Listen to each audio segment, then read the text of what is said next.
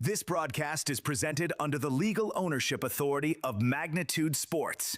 It may not be reproduced or retransmitted in any form, and the accounts and descriptions of this broadcast may not be disseminated without the express written consent of Magnitude Sports.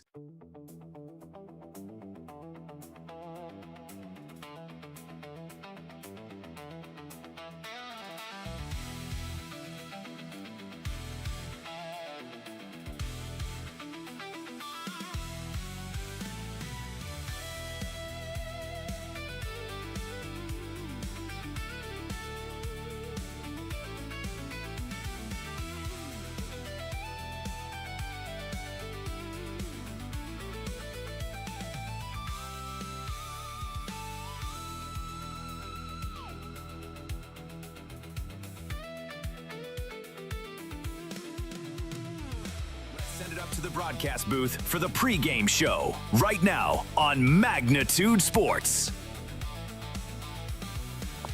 All right, we are ready for Game 2 of the 2026 Central Plains Regional Tournament, featuring the champions of North Dakota, the Fargo Post 2. That'll be the home team on the scoreboard in this game, and the champions of Nebraska and the 2025 defending champions of the Central Plains, Lincoln East, are the Carpetland Rugs, is how they are sponsored and team named.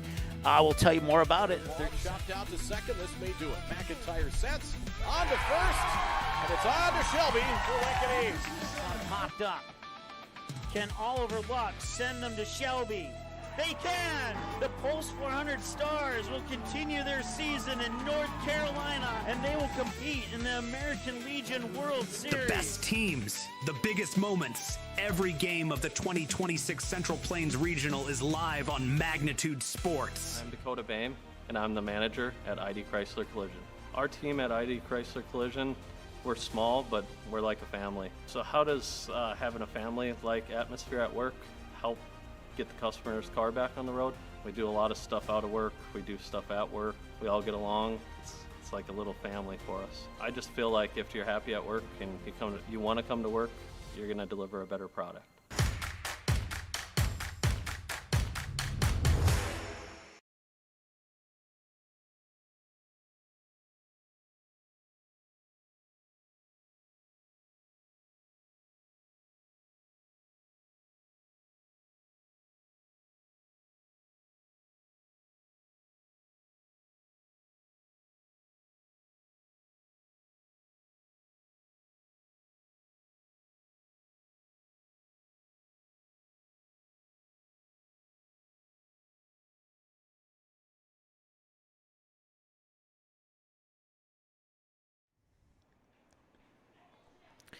All right, welcome back. We took a little extended break there for the national anthem. So right now we're at, well, that needs to be updated. It's not 79 anymore. I wish it was, but we're in the upper 90s at 89 degrees under a sunny sky. We'll look to go in the low to mid 90s here for the duration of this game. Don't forget, you can find us online too, Instagram and X, by searching Magnitude TV Plus. And let's go ahead and take a look at the starting lineups here for this game. And you're batting first will be Lincoln East, the champions out of Nebraska, the Carpetland Rugs. It'll be the second baseman, Brody McIntyre, the center fielder, Dale Odolate, and the starting pitcher, Kalai Larson. The middle of the order, Braden Erickson, Cade Anderson, and Huxton Cott. And then the bottom of the order, Trevor Roach, Jackson, let me look at my pronunciations here. It is Makovica, if I'm saying that correctly. Hopefully I got it right. And then Sam Sucko. And then your starting pitcher will be Kalai Larson as well. For Fargo Post 2, the top of the order there, Henry Schrum, Tate Barnacle, who had an excellent North Dakota State tournament. Tate Barnacle, I believe, was named tournament MVP, and he had some fantastic plays in that tournament.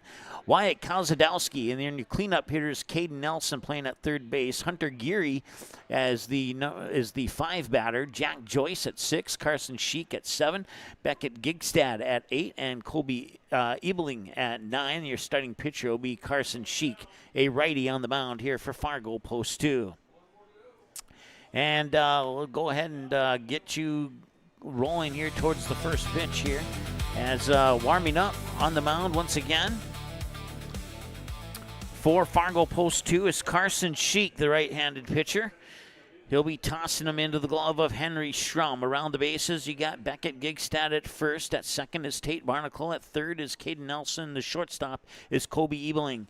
In left field is Wyatt Kozadowski. Center field is Hunter Geary. And right field is Jack Joyce. Cody McIntyre. I want to thank everybody who was tuning in for the first game, and let me. I saw something out of the corner of my eye.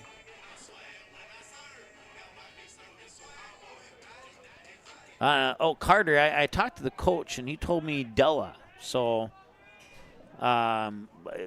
we'll figure it out. We'll figure it out. I promise you. I'll double check. First pitch comes across for a ball one. Oops. Luckily, that drink was empty. That one's fouled off the bottom handle of the bat, came off the back of the plate, and then ricocheted off the back of his right heel. Or more simply put, fouled away out of the box. 1 ball, 1 strike. The count now here to the leadoff batter here for Carpetland East in their powder blue jerseys with red numbers trimmed in white. Fargo Post 2 in their mostly white jerseys with red numbers and lettering trimmed in black. And that'll be a swing and a miss for strike 2.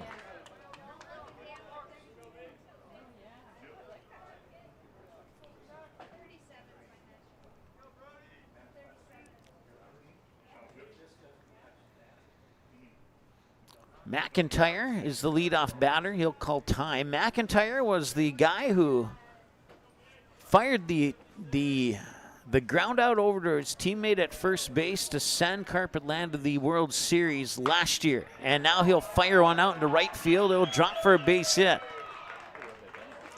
I believe it was a 6-3 ground out, if I remember correctly, on that final play of the 2025 Central Plains Regional Tournament, where they defeated the West Fargo Patriots by the final score of 6-3. Dale Odolate is the next batter. Of course, Fargo Post 2 battled with West Fargo. West Fargo almost got to the Central Plains Tournament too. West Fargo had to beat Fargo Post 2 twice in that North Dakota State Championship game. They beat them in the first game. Fargo Post 2 came back in game 2, was trailing heading into the bottom of the 7th, and they were able to get a single to put the runner in scoring position and another base hit to walk off West Fargo 4-3 in the bottom of the 7th to send them here to the regional tournament. So it could have been West Fargo just as easily as it could have been Fargo Post 2. Those two teams really battled it out in that North Dakota State Championship. So 1 ball and 1 strike now here to Odolate. And then I also got to catch a little bit of, or I'd say maybe about 60% of the games between Carpetland and Creighton Prep. In their, it was a best-of-3 championship series. It only took 2 games as Carpetland won the first one and the second one. But Carpetland, one thing you're going to find out here in this game is this is a team that can hit really well, and they can pitch really well. And a pickoff attempt there at first base is not in time. If you were to say who's the tournament favorite, you're probably looking at the 2 tournament favorites in this matchup right here. These are 2 really good ball clubs, and that's not to discredit any of the other teams in the tournament, but these two teams here are really, really good baseball clubs, and we'll see which one comes out on top here. 2-1 the count now here to Odolate. Once again, McIntyre, the runner on first here for. Oh, I need to change the little graphic there for on our scoreboard.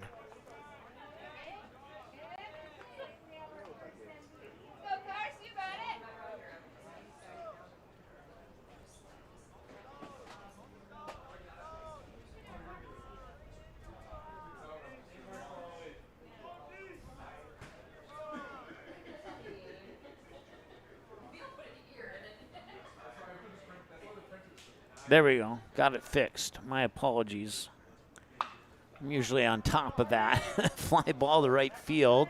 And going into foul territory, running after it, but it was just a half a step behind it. He'll drop for a strike, and it'll be 3 balls and 2 strikes now here. A full count here to Odolate.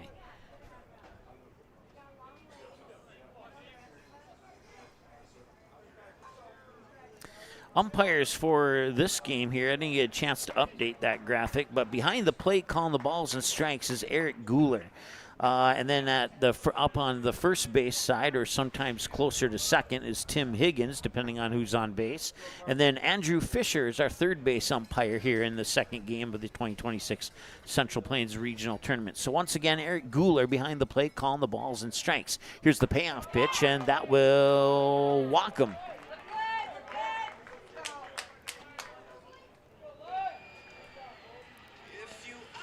So Odolate will walk. McIntyre was already on second, so that puts runners on first and second. And that brings us to Kalai Larson.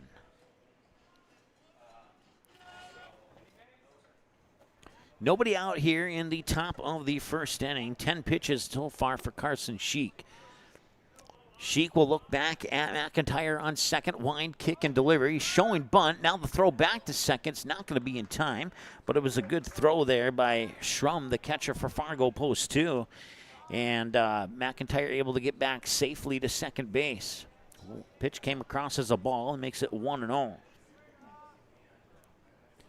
So 1 ball and no strike here to Kalai Larson. Sheik comes set, he'll deliver. Larson lays down a bunt that will eventually roll foul about halfway down the third base line. And that will result in strike 2. Or no, strike 1, excuse me.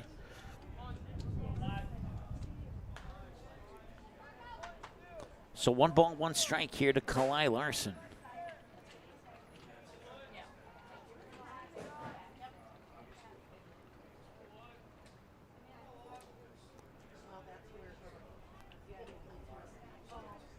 One ball, 1 strike as Sheik gets the signal from Schrum. He'll come set, take a glance at second at Brady McIntyre, and he'll deliver. Showing bunt again, and he missed it, and that pitch will come in for a strike, and they throw up to second. McIntyre's back in time.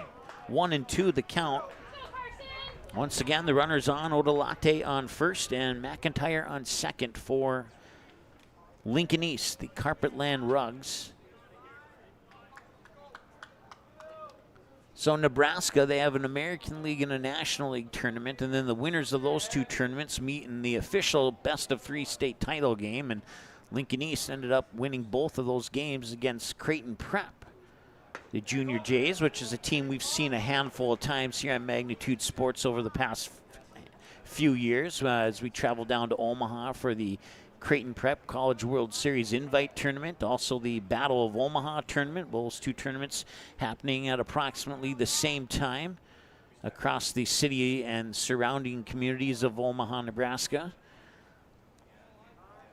2 balls and 2 strikes here, and now everybody will reset. Once again, Kalai Larson still the batter. Carson Sheik sitting on 14 pitches. He'll eventually toss pitch number 15 here. 2 balls and 2 strikes here to Larson. 2 runners on. McIntyre on second, Odolate on first. Here's the pitch. Fouled back over the home base grandstand, and we'll stay tight at 2-2.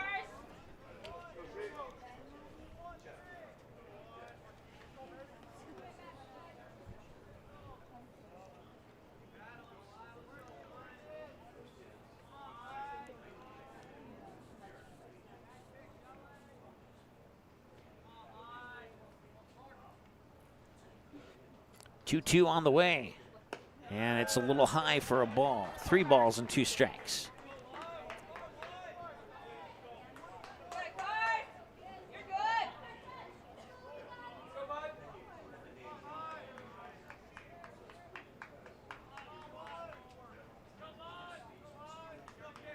So full count here as Carson Sheik leans in and gets the signal from Schrum. He'll look back at McIntyre on second, kick and deliver the payoff pitch. That's fouled away.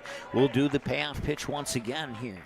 Once again, a big thank you to our sponsors, including our Fargo Post 2 sponsors, Mandy's of FargoND.com and Northview Church in Fargo.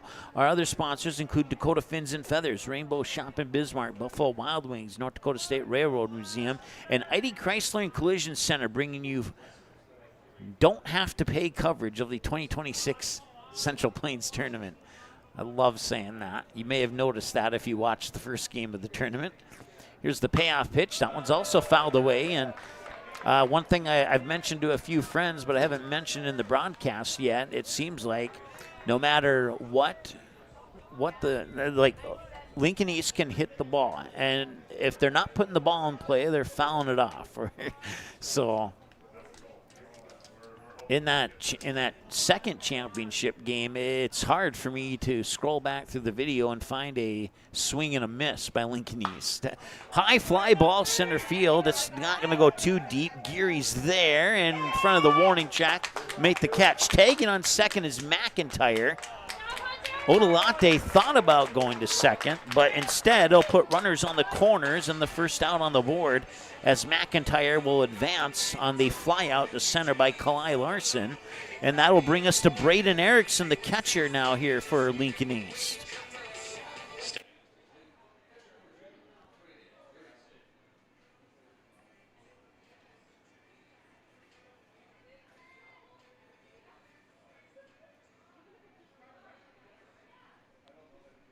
So once again, runners on the corners. Brady McIntyre on third.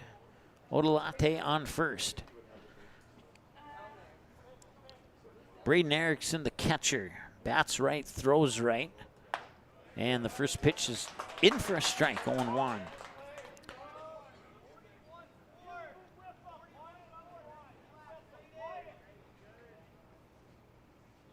Of the starting 9, only 3 of them are seniors. Braden Erickson is a sophomore.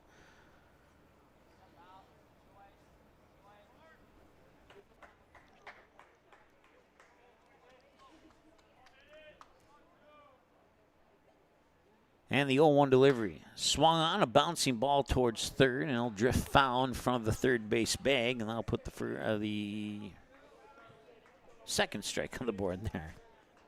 Stop and think there for a moment. 0-2 now here to number 2, Braden Erickson. Erickson, the cleanup hitter, batting in the 4 slot here for Lincoln East, Carpetland Rugs. The champions of Nebraska. And the 0-2 pitch coming up here. And he'll deliver. That one's popped straight up. It might be playable. No, it's going to go out of play. Nice job there by Gigstad, the first baseman, to go after it. But he will run out of real estate to attempt to make a play. And we'll stay tight at 0-2 here.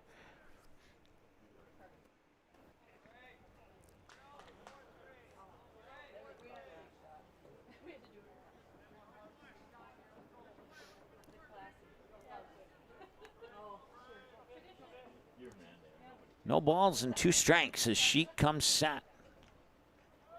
Odalate takes off for second. He's going to make it as Schrum was not able to secure that in his glove in a way that would allow him to make a throw.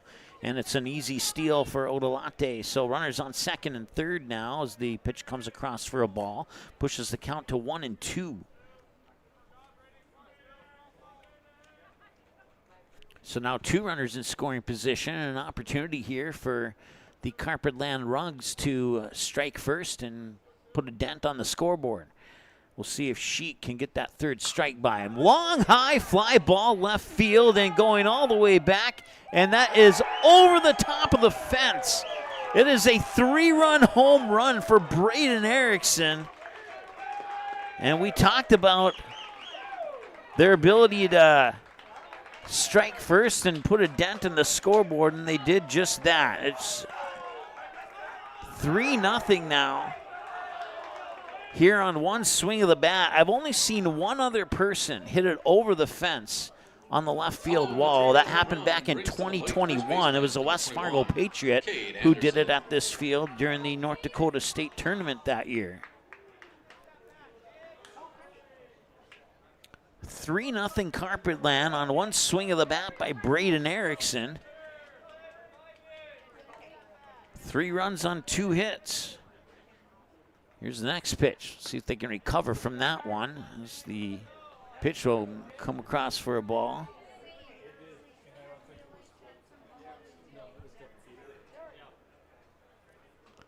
0-1 pitch, and that will be in for strike 2.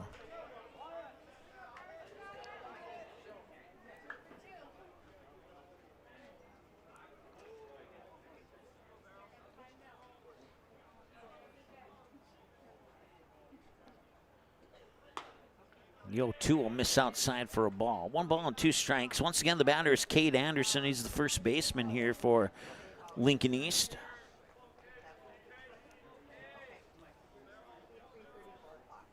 And the 1-2 swung on. He got a piece of it. It'll bounce back into the backstop, and it'll stay at 1-2. 1 ball and 2 strikes now here. 27 pitches for Carson Sheik now. Make that 28. That was pitch 28. Pitch 29 coming up here. Cade Anderson, the batter. Only 1 out. And that one could be out number 2. Popped into right field. Running back is the second baseman, and he collides with the right fielder, and the ball is still caught. I believe it was Tate Barnacle who made the catch after the collision.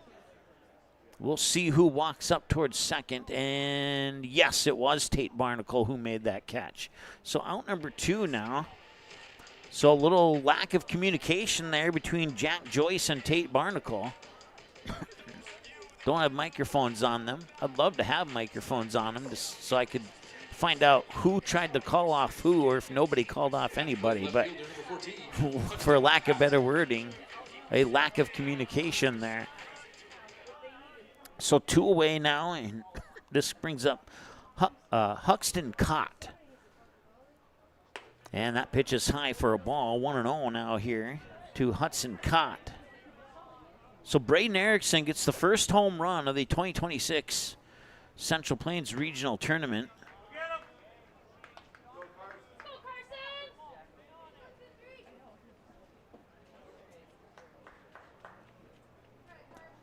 Two balls and no strikes. And this one's going to be fouled off, and it's 2 balls and 1 strike now.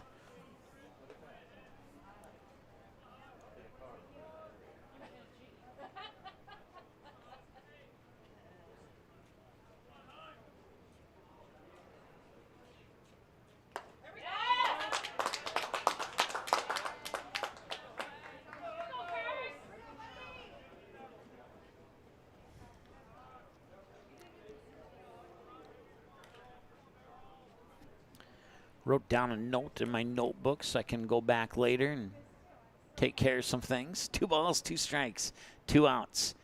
And that pitch is a little high for ball 3. So a full count now here to Huxton Cott, the 6th batter in the lineup here. Should the inning continue, Trevor Roach, the 3rd baseman, would be the next batter. Here's the payoff pitch from Sheik. Swung on and goes right into the front guard rail of the first base dugout, where you'll find the Carpetland Lincoln East Carpetland rugs. There we go.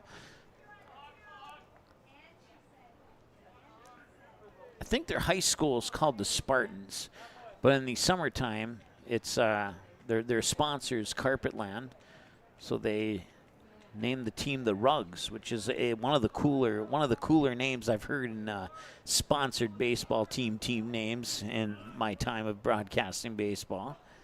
I like it. High fly ball to center field, and that should be playable by Geary. And once again, another almost near miscommunication, but Geary does make the catch.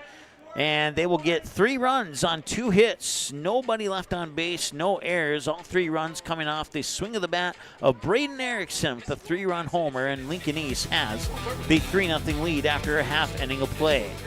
We'll take a break, and we'll be back with the bottom half as Fargo Post 2 comes to bat. When we return after this, Henry Schrum, Tate Barnacle, and Wyatt Kozadowski will be the leadoff 3 hitters for Fargo Post 2 right after this. Is on the warning track. Coming home is Hudson Sheldon, also from second, Ty Weiler. And that is a fly ball to center field. It's going to drop. He's going to have to make the throw quickly. Rounding third is Peyton Coppy, and it will not be in time. And the Mandan Chiefs walk off the Stars in the bottom of the 10th inning. That one hit up high and deep, and it might have the distance. And that one is caught at the fence. Holy cow. Wow. Wow, what a catch by Peyton Coffey.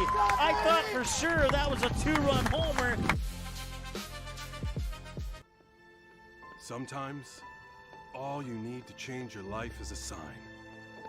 A sign that says, Hank, this is the place you've been looking for. And sometimes that sign is an actual sign that's mounted to a building. 1 second, I'm looking at a sign. I know what you're thinking, and no, I don't love B-dubs just because I'm a buffalo with wings. Frankly, that's offensive and reductionist.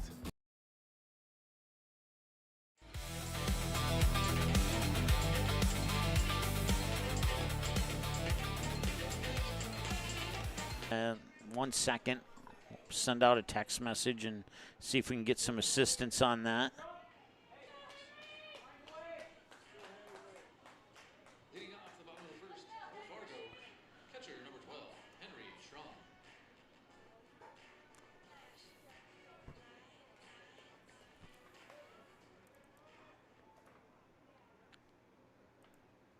Do the best to have a radio call for you here.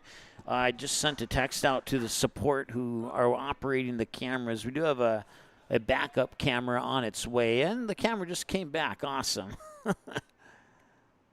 Now the question is how much of a delay exists on this new camera here. It's 1 ball and 1 strike.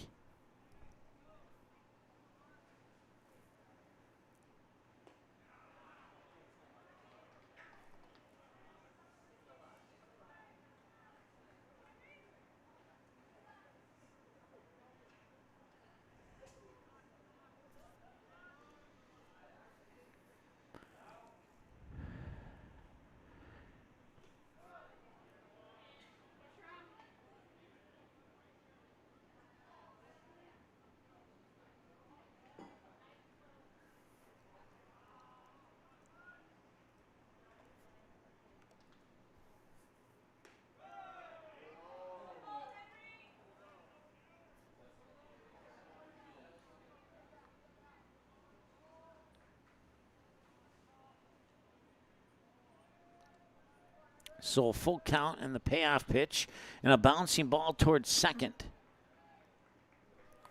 Okay, so we're going to count this down because I'm predicting the future here right now. We're going to get this fixed. Coming to the plate, second baseman number 3, Tate Barnacle.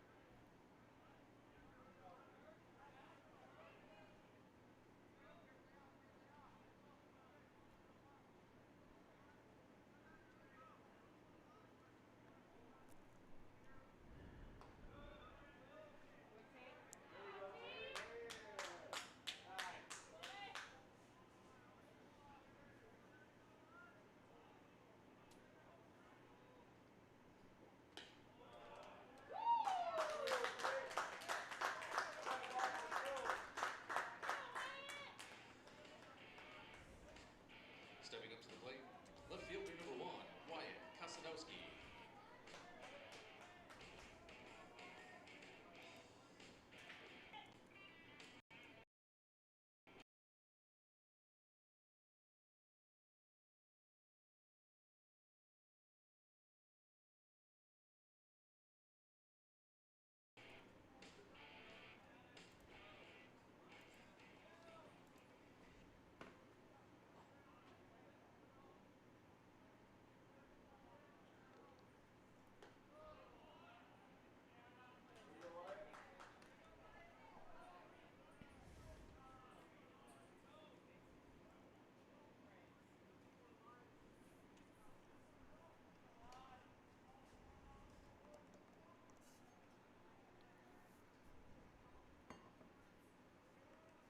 1-0 pitch, and that one is in for a strike. That'll make it 1-1. Once again, just want to remind you to keep things friendly and sportsmanship in the chat. Certainly appreciate that. 1 ball and 1 strike. Got the audio delay figured out. It's back on an 11-second delay. I know that doesn't look like it to you, but if I would not have made that adjustment, I would have been predicting the future by 11 seconds on every single play. So we do have a backup camera coming from Fargo. I'm not exactly sure when it'll be here, but hopefully it'll be here sooner than later. And I apologize for this. We had this issue in Game 1, and then they reset the cameras, and everything was back to normal, and now the cameras got frozen, and now it's back to an 11-second delay. So not the ideal way to broadcast a game, but we'll do the best we can to manage that.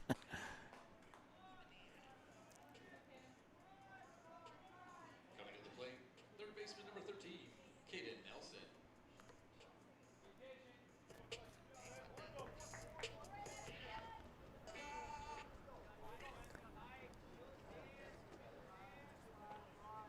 Caden Nelson, the batter here for Fargo Post 2. And that pitch comes in for a strike. It's 0-1.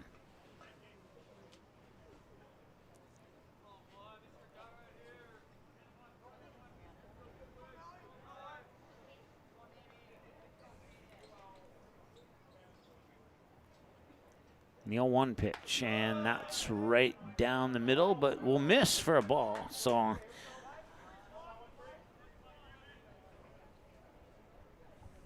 1-1 the count. Tate Barnacle, the runner on first here for Fargo Post 2.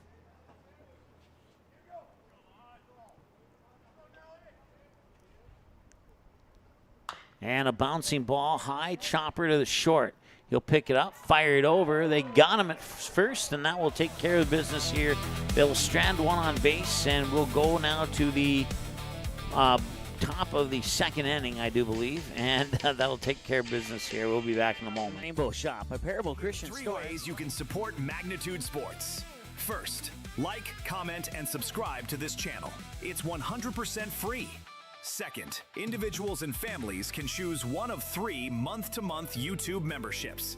Finally, businesses can choose one of 2 online YouTube sponsorships or contact us for more options. To learn more, click the Join button or give us a call at the number on your screen. Thanks for watching Magnitude Sports.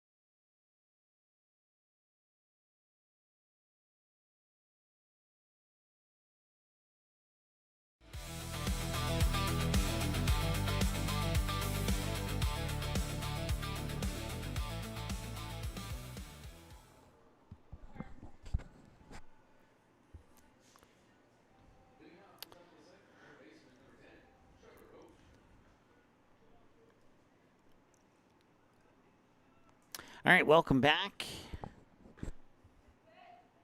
And strike one.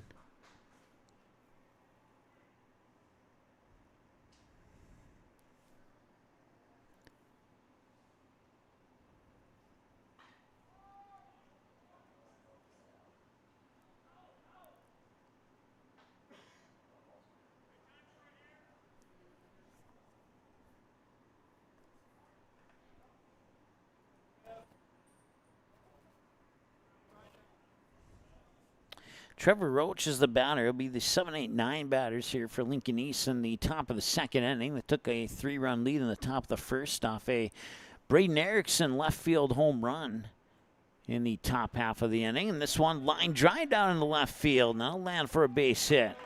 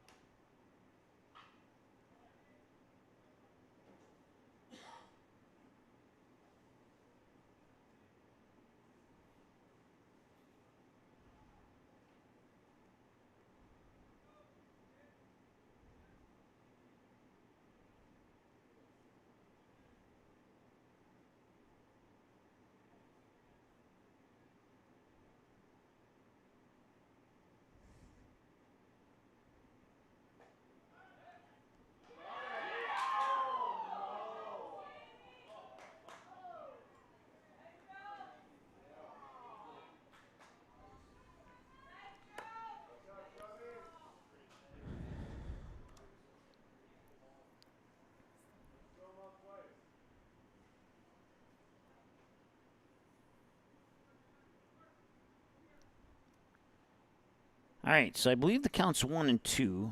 Working on the background there on some technical issues. Apologize for that. And they will pull off a single play.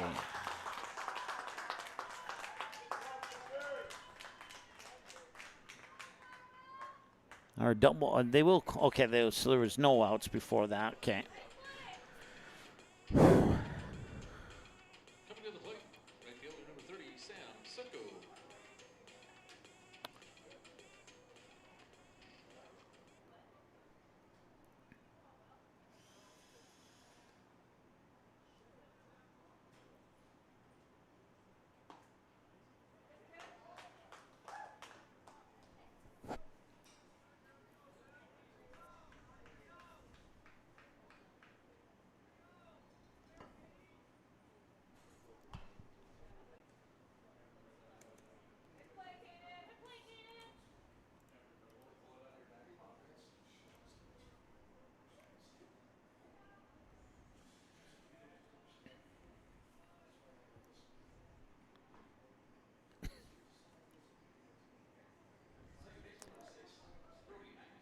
All right, so back to the top of the order here with Brody McIntyre coming to the plate. Carson Sheik, 46 pitches through the first 9 batters for Lincoln East here. Sheik will take a look at the runner on first, and he'll come set. And he'll deliver the pitch. And that is in for a ball, 1-0.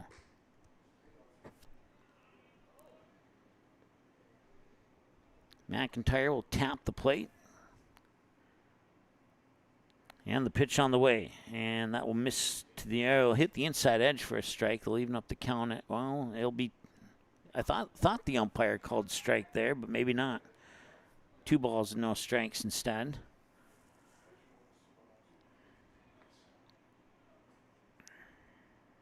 And one's fouled away. Now we have a strike on the board. 2-1 the count.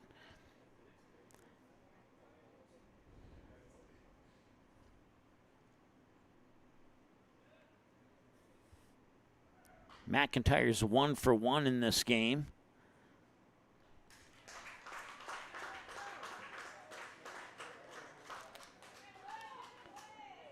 And the 2-1 pitch, grounded to third. Picked up there by Nelson, over to Gigstad. They got him.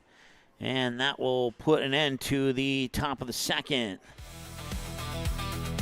No runs on a hit and no errors and 1 left on base. We'll be back in a moment here on Magnitude Sports. For a fun night out, visit one of Mandan Baseball's charitable gaming locations. Every time you play and every charitable gaming dollar raised helps fund the future of Mandan's 6 baseball teams. From our younger Mavericks, Braves, Veterans, and 78s to our Legion teams, the A's and the Chiefs. Your support helps provide equipment, improve facilities, and create opportunities for local athletes to succeed. Have fun, play responsibly, and thank you for helping keep Mandan Baseball strong. The North Dakota State Railroad Museum in Mandan is a must-see for any and everyone who likes trains. From the historic Steel House, classic rail cars, and the Northern Pacific Hall of Fame, the North Dakota State Railroad Museum is the grown-up version of your childhood train set. It is open June 1st through August 31st from 1 p.m. to 4 p.m. with limited access during other hours of the day. A free will donation is accepted for admission at 3102 37th Street Northwest, Mandan.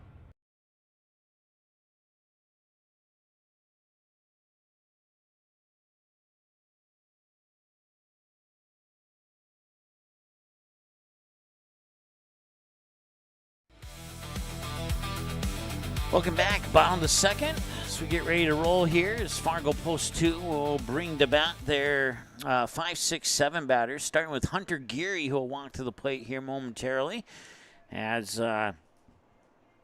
Kalai Larson, the right-handed pitcher, continues to get some extra tosses in here. And Hunter Geary will step into the batter's box now. Hunter Geary, Jack Joyce, and Carson Sheik, the 5, 6, 7 batters for Fargo Post 2 here in the bottom of the second. Still looking to get a run across the plate. We'll see if they can do it here in the bottom half of the second. The pitch is on the way, and they'll hit the outside corner for a strike, and it's 0-1.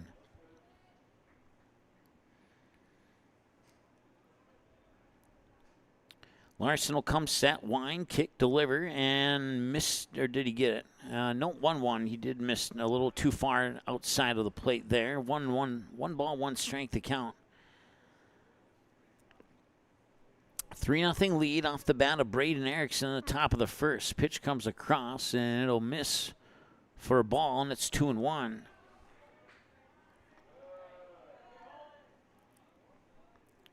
Geary will tap the plate there, and the windup, and that one will be a pass ball through the glove of Erickson for ball 3. So 3-1 the count now here to Hunter Geary. Once again on deck is Jack Joyce, the right fielder, wearing jersey number 23.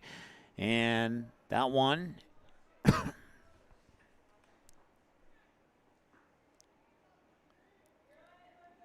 3-1 pitch on the way. High fly ball to left field, and it will drift foul. 3-2, full count now.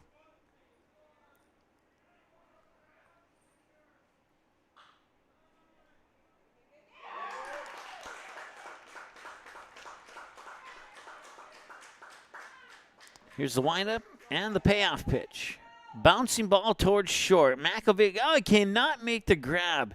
It'll go on to left field, and it'll be an error.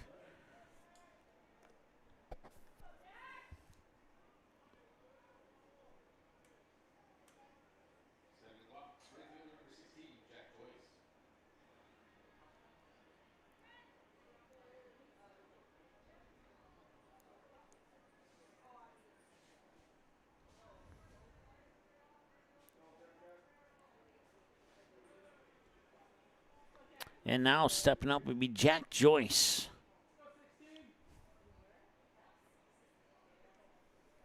First pitch, swing and a miss, strike 1.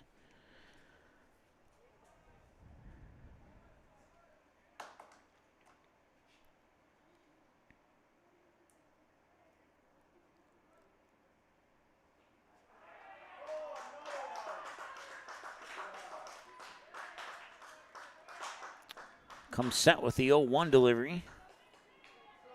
And he'll hit him. And that'll get him on base. So 2 runners on. Hunter Geary on second. Jack Joyce, the first base runner. And now Carson Sheik will come to the plate now here for Fargo Post 2. Trailing 3-0 here in the bottom of the second inning. Broadcast coverage of the 2026 Central Plains Regional Tournament brought to you by Dakota Fins and Feathers, Rainbow Shop in Bismarck, Buffalo Wild Wings, Mandy's of FargoND.com, ID Chrysler and Collision Center, MandanBaseball.org, Northview Church in Fargo, and the North Dakota State Railroad Museum in Mandan. If you haven't been there and you happen to be in town, I certainly recommend going up there and checking it out. A free will donation will get you in. If you really don't have anything to give, they will let you in anyway. But anything you can provide to support them would go right back into the Railroad Museum. If you have any interest in trains at all, I'd certainly recommend taking the short trip up to North Mandan. As a matter of fact, it's about a 3-minute drive from the hotel that all 6 teams are staying at. Well, 5 teams. I don't think Mandan's staying at the hotel since they have the opportunity to stay in their own homes, but maybe they are. I never really asked. I'll have to find out during the commercial break.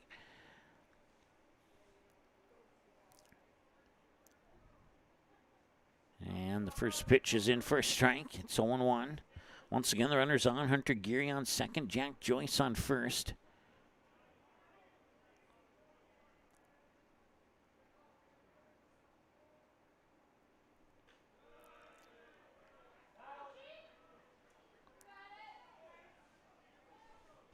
Larson sets, looks back at second, and delivers a strike. It's 0-2.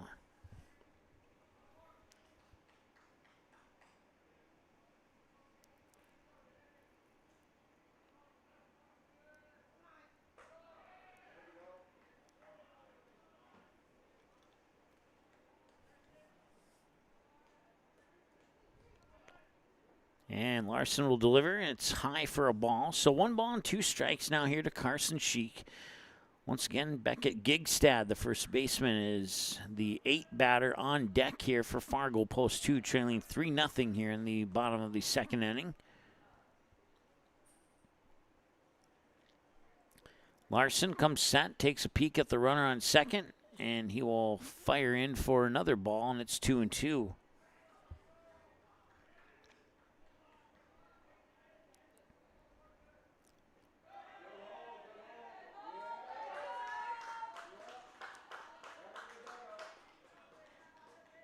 So 2-2 pitch on the way. Still nobody out here. And that one, check swing. They'll peel to first base. He says ball 3.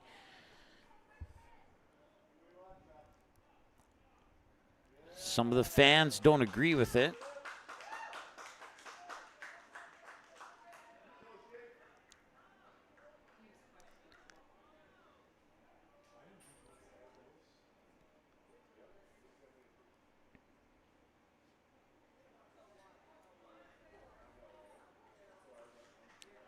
Three balls, 2 strikes here to Carson Sheik.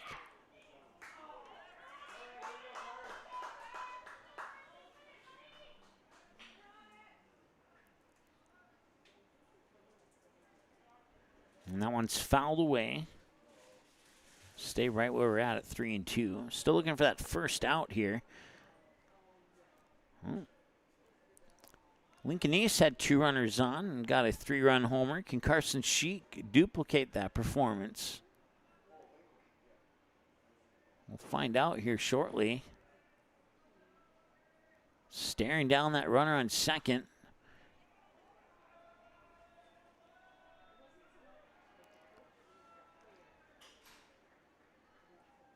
Payoff pitch on the way. High fly ball going to center field, and it looks like Odolate is going to make a play on it, and he does. He'll fire it back in. The runners will stay put at first and second. So there's the first out.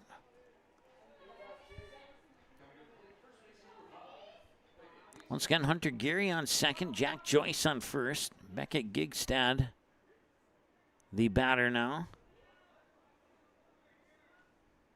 I'm sorry, Kobe Ebling.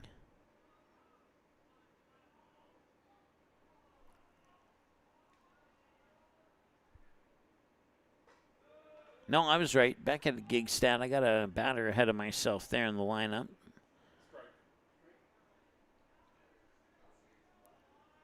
First pitch on the way, called strike, 0-1.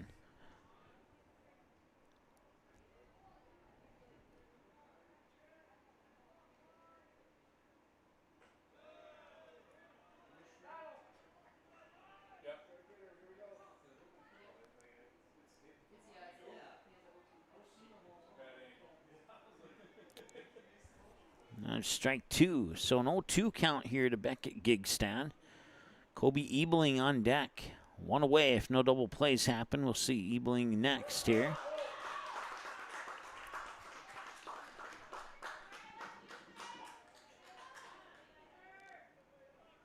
And the pitch. And that will get away, and that will allow the runners to advance. Hunter Geary to third, Jack Joyce up to second. And Becky Gigstad will face a 1-ball, 2-strike count. Going to the books there is a wild pitch.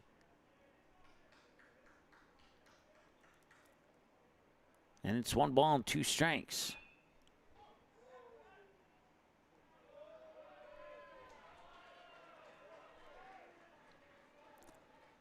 Here's the pitch. Little chopper right back to Larson. Larson will stare down Geary and now turn and fire to first and complete the out. So nice job there by Kalai Larson to keep the runners in place there at second and third. Gigstad will ground out on a 1-3, and that will put the second out on the board, and that will bring us to Kobe Ebling, the shortstop. Bats right. He's a senior this year.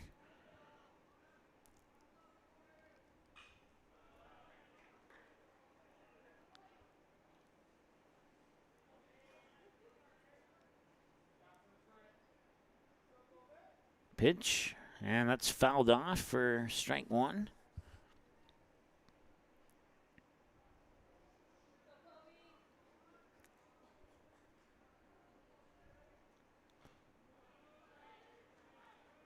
So first pitch fouled away as Larson will come set. From the belt, kick and deliver. And that one's fouled off as well. So we're at 0-2 now. Back-to-back fouled off pitches almost to the same spot into the backstop there for Ebeling.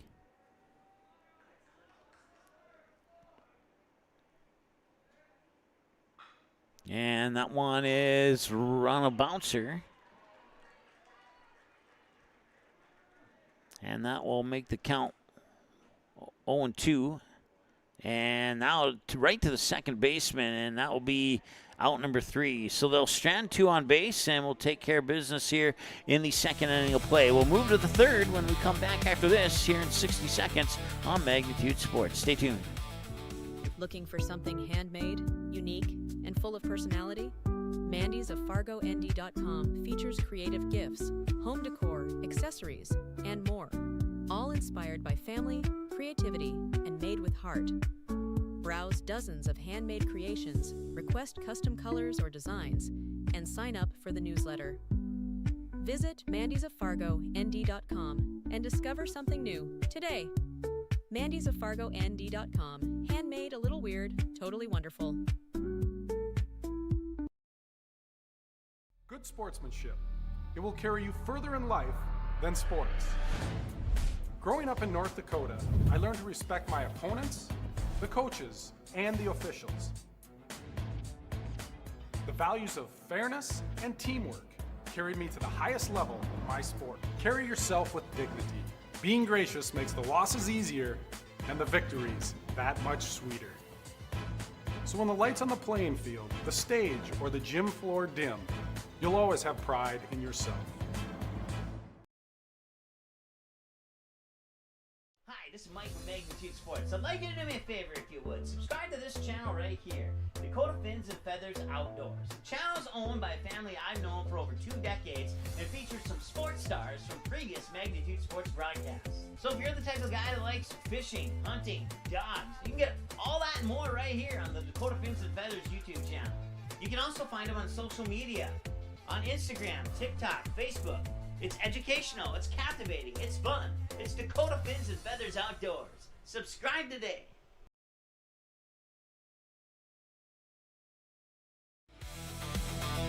All right, welcome back. Top of the third inning here.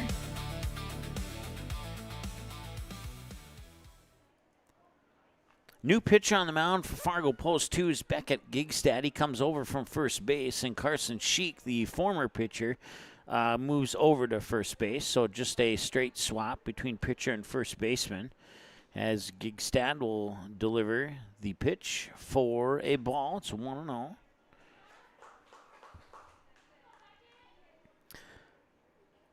Batters Deli Odolate.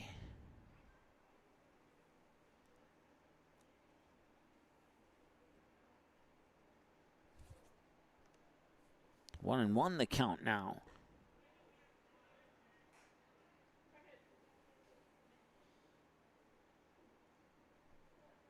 Gigstad will come set and deliver, and that will miss for a ball 2. So 2-1 the count.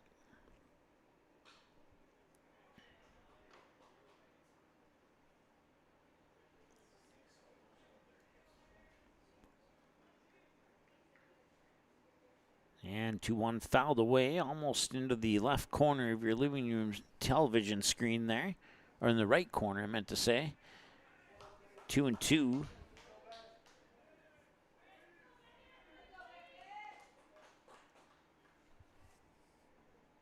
And that one will be a little bit outside for ball 3.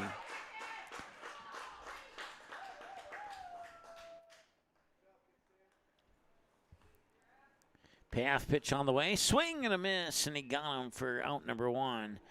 So strikeout number 1 for Beckett Gigstad. Fargo Post 2 pitcher. And that'll bring up Kalai Larson.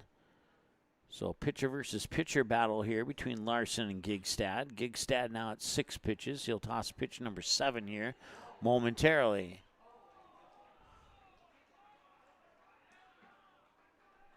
And that is a high fly ball going deep to center field. Geary running back, and it will bounce over the wall for a ground rule double. So Kalai Larson will get a ground rule double. That'll go into the books as a hit.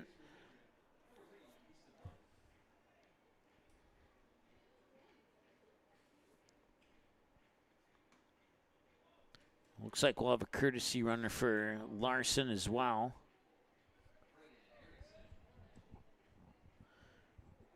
And that courtesy runner is going to be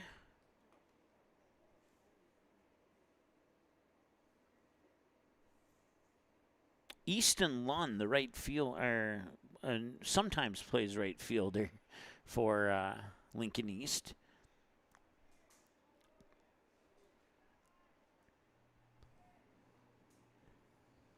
And the first pitch will miss inside for ball one. So 1-0 now here to Braden Erickson, the cleanup hitter. Had the 3-run homer last time he was up to bat to bring us to our current score of 3-0.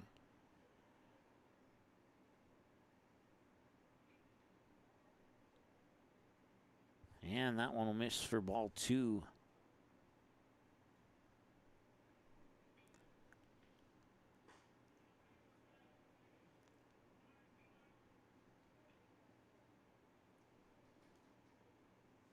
Gigstad will look back at the runner on second, deliver the pitch, and he'll miss for ball three.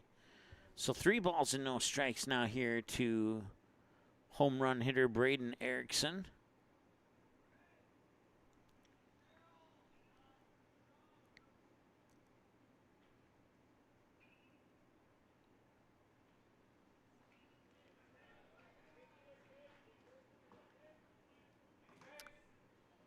Gigstad will peek at second a couple of times, wind, deliver, and there'll be a 4-pitch walk to Erickson. So ground rule double and a 4-pitch walk puts runners on first and second and brings us to Cade Anderson, the first baseman. Courtesy runner 12 at first. And Brennan Greesh, let me double check. Yes, Brennan Greesh is the courtesy runner at first. Once again, Cade Anderson, the first baseman, the batter now here for Lincoln East.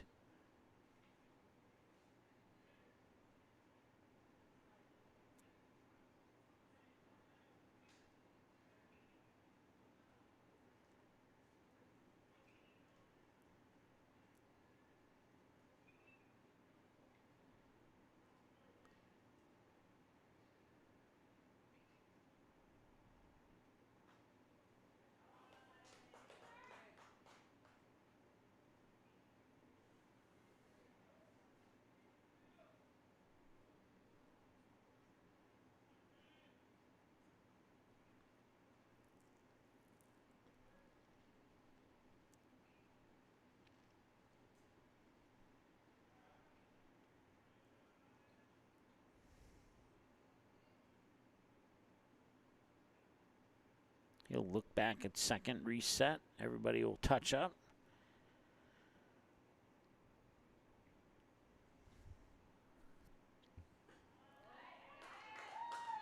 And a strike is called on this upcoming pitch.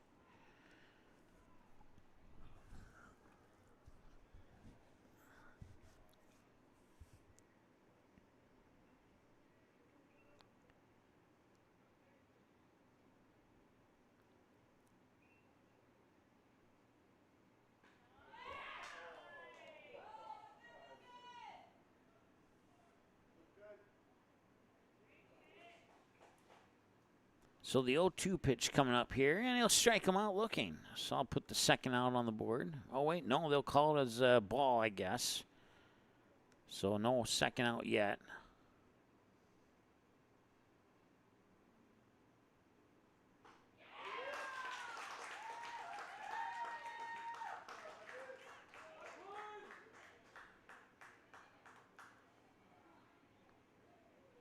And there's the strikeout, and that will put an end to the top of the third. Actually, no, it won't. I'll only put the second out on the board.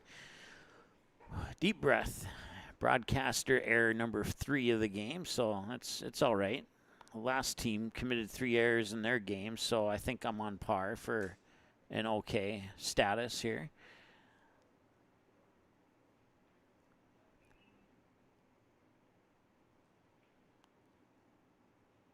And that one will be low as our camera freezes again.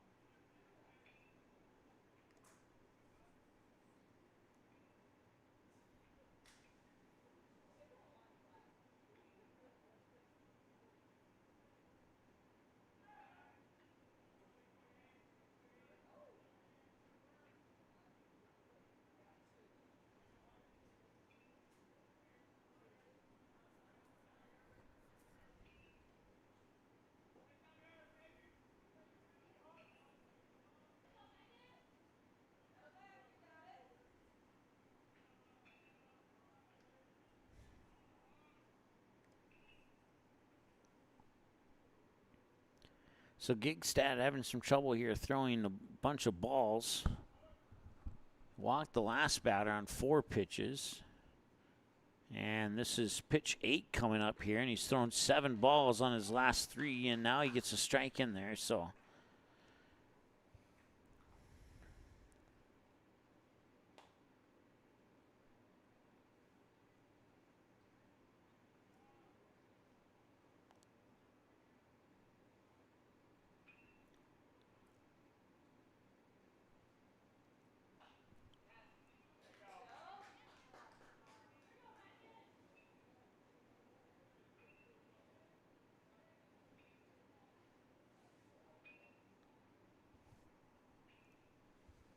So with that fouled away pitch, it'll be a full count now here at 3-2. Beckett Gigstad at 20 pitches. Pitch 21 coming up here.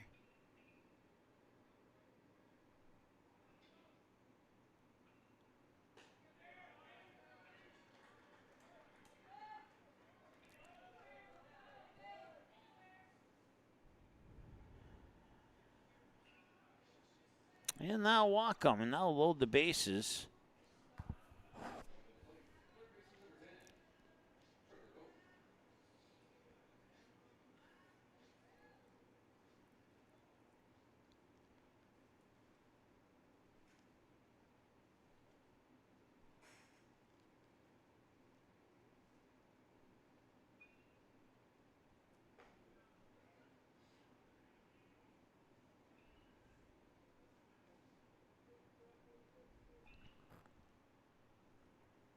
And we'll have a visit to the mound coming up here right after this pitch. We'll take a break. No, we won't take a break. Yeah, we'll take a break during the visit to the mound. We'll be back in 30 seconds. American Legion Baseball. A winning tradition since 1925. Thousands of young athletes have participated, and countless lives have been changed. That was the fun part of summer ball and Legion was we just played. At that stage, I think everything's so pure. You're just wanting to play ball. I would 100% recommend it. Legion Baseball is one of many programs of the American Legion, supporting our children, our military, and their families. Find out more about how we continue to serve America.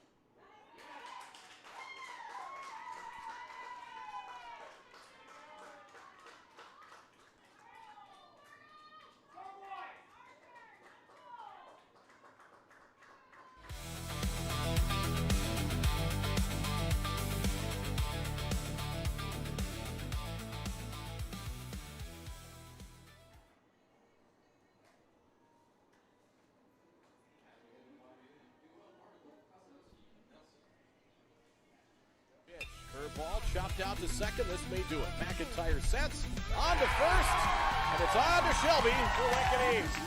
Popped up. Can Oliver Luck send them to Shelby? They can! The Post 400 Stars will continue their season in North Carolina, and they will compete in the American Legion World Series. The best teams, the biggest moments. Every game of the 2026 Central Plains Regional is live on Magnitude Sports.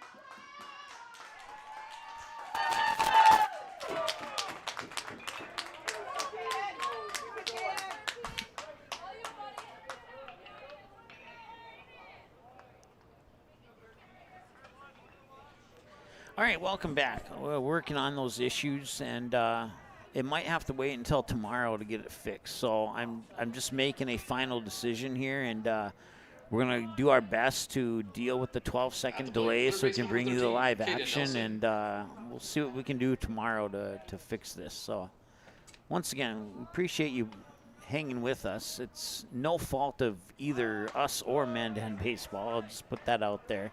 It's a learning experience, so we'll leave it at that. Caden Nelson is the batter.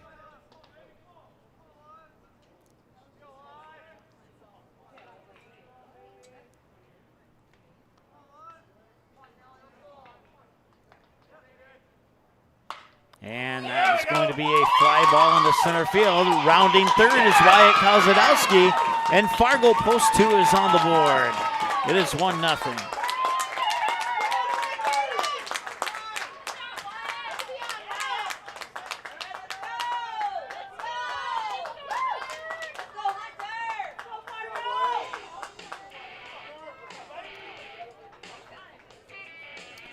(4-1) on the Kozadowski RBI single, or the Nelson RBI single that scored Kozadowski, excuse me. Hunter Geary, the batter now. Stepping in the box, center fielder number 4, Hunter Geary.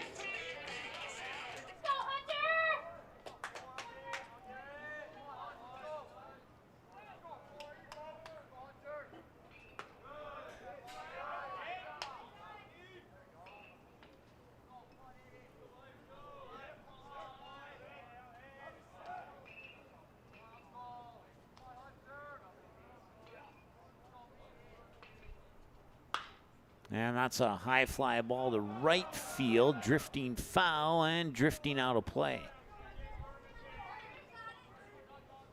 So Fargo post 2 gets on the board. Caden Nelson, single, scores Kozadowski. It's 4-1. They just need to get the 3 back from the first inning now. We'll see if they can do that or not. Clyde Larson still on the mound. He's at 50 pitches now. Getting ready to toss pitch 51.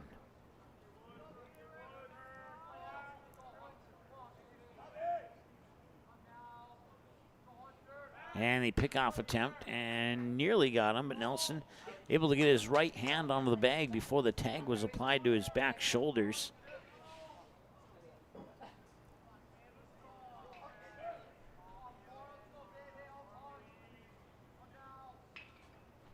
And that one's fouled off, and we'll be at 1-2.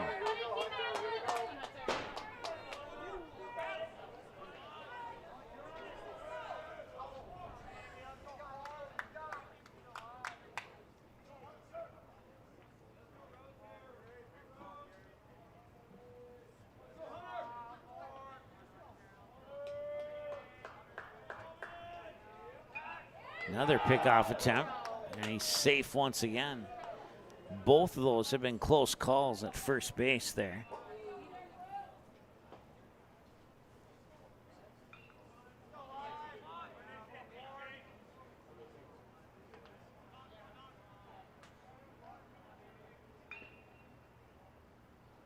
And a swing and a miss. That'll put an end to the inning.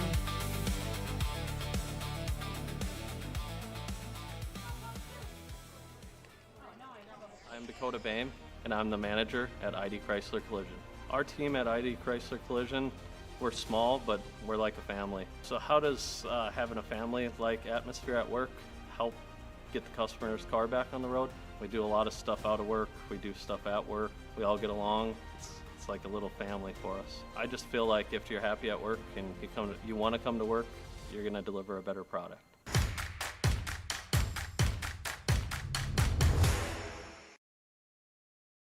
Bounces on the warning track. Coming home is Hudson Sheldon, also from second, Ty Weiler. And that is a fly ball to center field. It's going to drop. He's going to have to make the throw quickly. Rounding third is Peyton Coppy, and they will not be in time. And the Mandan Chiefs walk off the Stars in the bottom of the 10th inning. That one hit up high and deep, and it might have the distance. And that one is caught at the fence. Holy cow. Wow, what a catch by Peyton Coppy. I thought for sure that was a 2-run homer.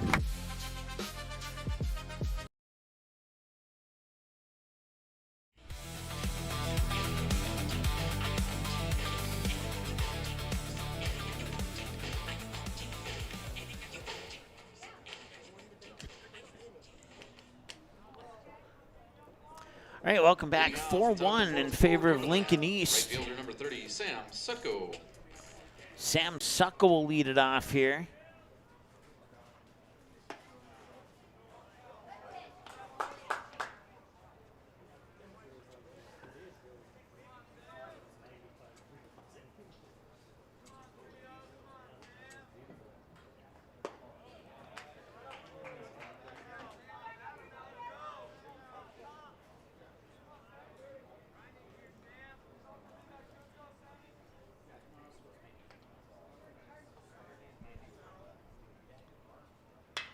And that is going to be into right field, just over the outstretched glove of Carson Sheik at first base. Roll all the way to the wall, and he's going to be in with a head-first triple.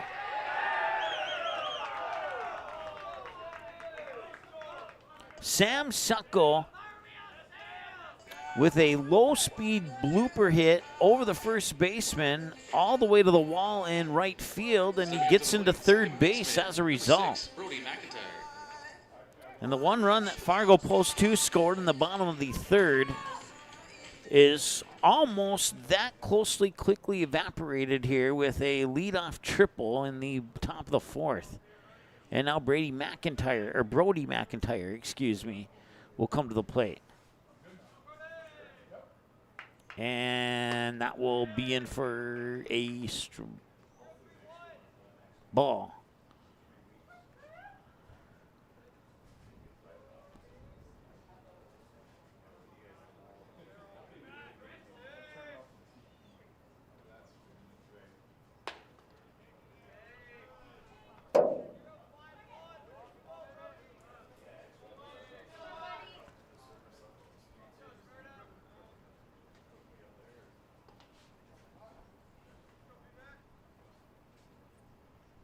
And the 2-0, did it hit him? It did, yep. So he'll go to first base. And now clear the count here for Deli Odolate. But before Odolate will get a pitch, we'll have a visit to the mound here for Fargo Post 2 as Beckett Gigstad looks like his day is done. 39 pitches according to the unofficial numbers here. We'll see. Sometimes, all you need to change your life is a sign. A sign that says, Hank, this is the place you've been looking for. And sometimes that sign is an actual sign that's mounted to a building. 1 second, I'm looking at a sign. I know what you're thinking, and no, I don't love B-dubs just because I'm a buffalo with wings. Frankly, that's offensive and reductionist.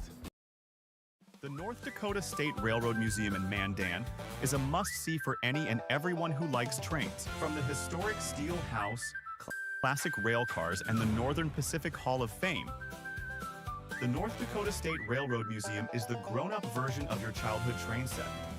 It is open June 1st through August 31st from 1 p.m. to 4 p.m. with limited access during other hours of the day. A free will donation is accepted for admission at 3102 37th Street Northwest, Mandan.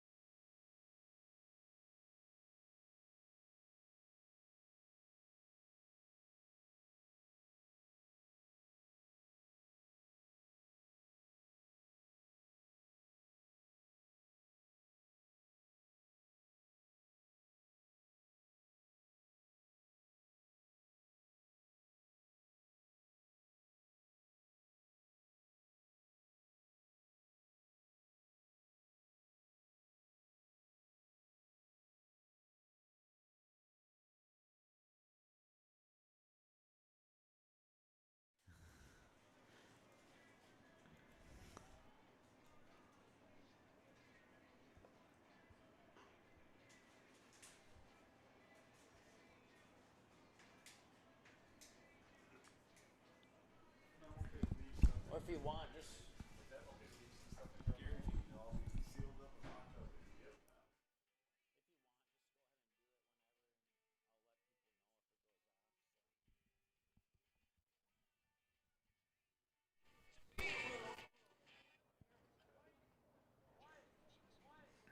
All right, so the new pitcher here for Fargo Post 2 is going to be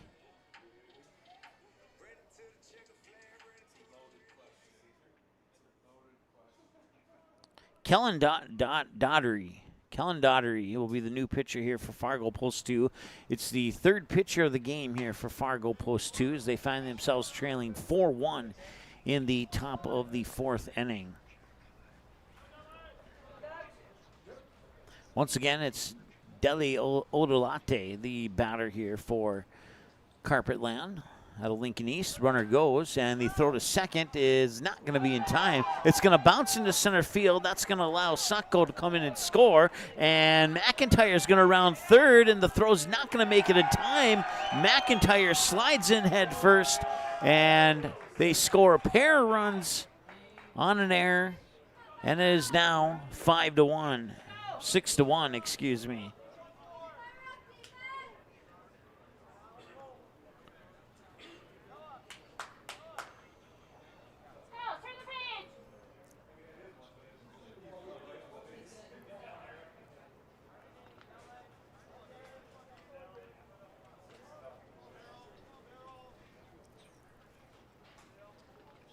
Nothing in two here to Odolate.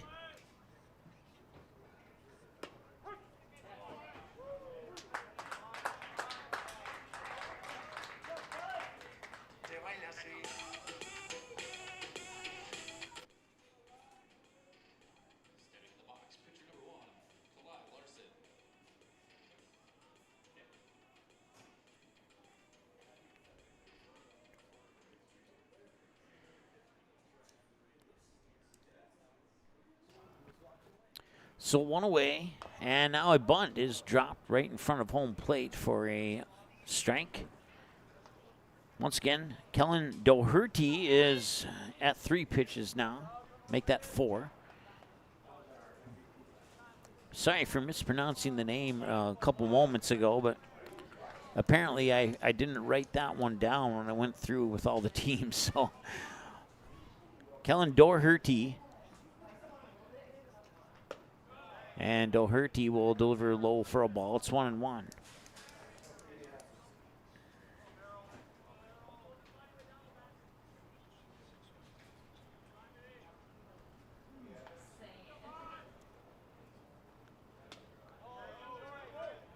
And they'll appeal to first base. He'll say no, and it'll be 1 ball and 2 strikes.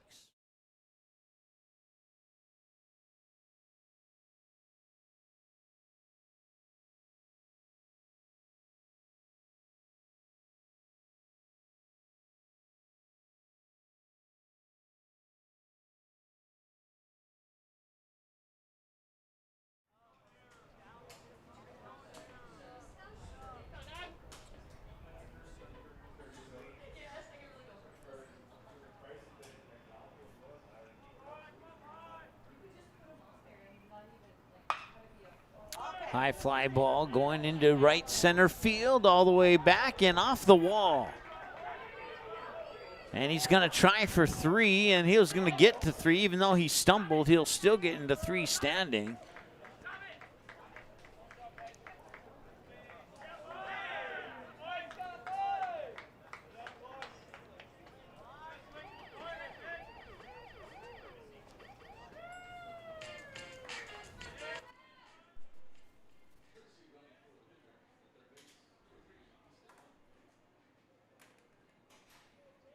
Easton Lund will come in and run for Kalai Larson at third base.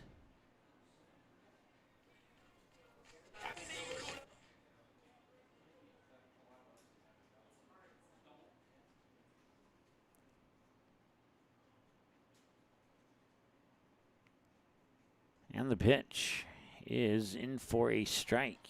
0-1 here to Braden Erickson.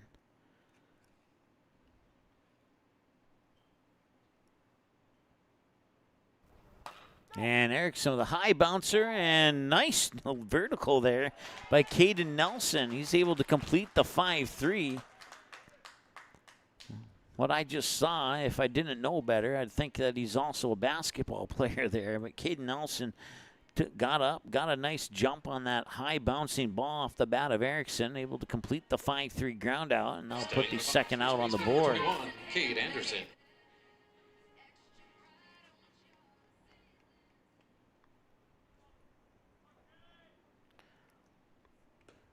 Easton Lund comes in to score on that same play, and it's now 7-1.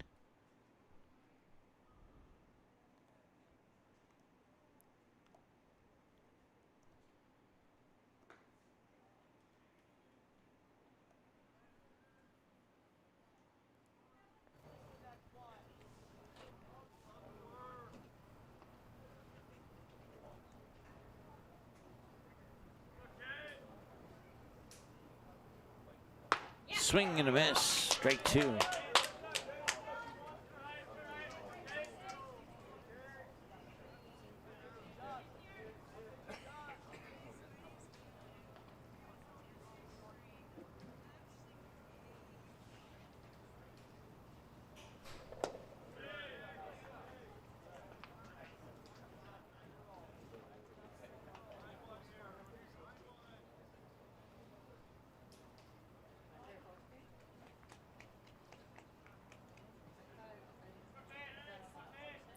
Two balls, two strikes, and two outs here.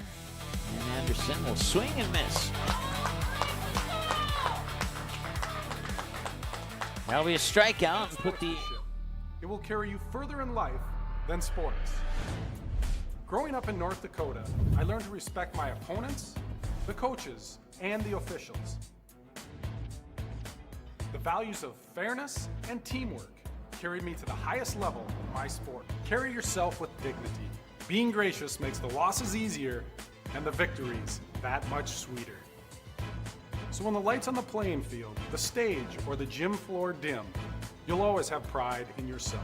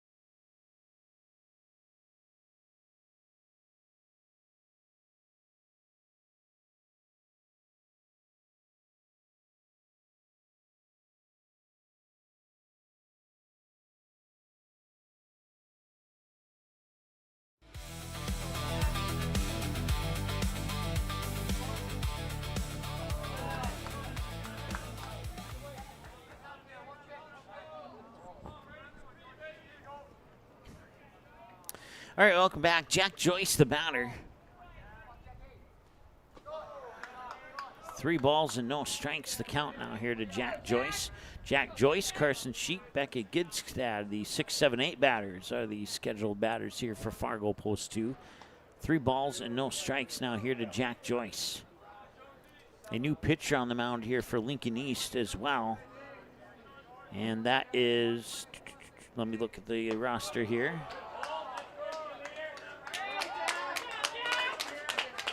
It's I'll find him eventually. Where is he at on this route? Oh, Brennan Greesh. There we go. Brennan Greesh is the new pitcher here for Lincoln East.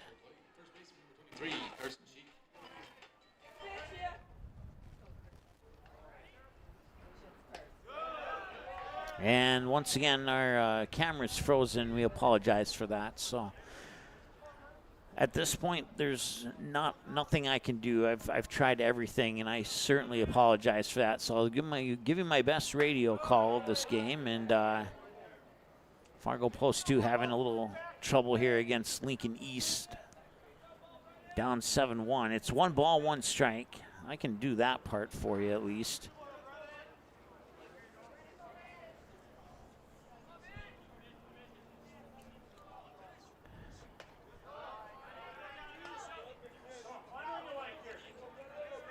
Two balls and a strike here to Carson Sheik, who's currently at bat here. Once again, we apologize for the frozen video. Carson Sheik currently at bat. Here's the 2-1. That one's up high. 3 balls and a strike now here to Carson Sheik. Jack Joyce is the runner on first base here for Fargo Post 2. 3-1. Greesh delivers, and he'll walk him, and that'll, oh no, they'll call, oh yep, they'll walk him. They'll walk him. And now they're calling it a strike. That's what I thought they called. And now he'll come back and bat. So, like I said, it's 3 balls and 2 strikes. A little confusion there on what's going on with the pitch count here. And there we go. That is strike 3. That is strike 3. So instead of a walk, they call the walk off, and he throws the next pitch and strikes him out. And that is out number 2, number 1? Yeah, out number 1. At the plate, pitcher number 15, Kellen Doherty. Kellen Doherty.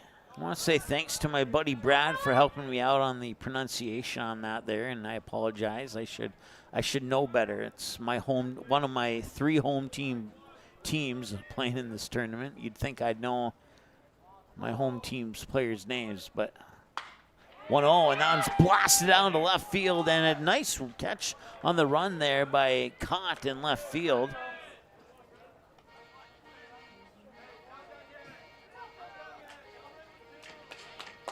Stepping in the box, shortstop number 6, Colby Ebling.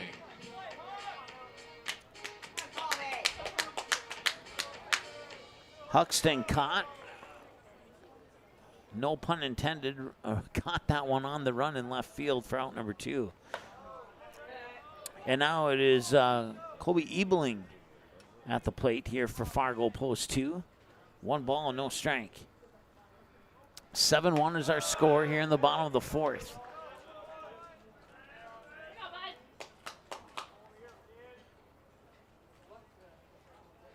One.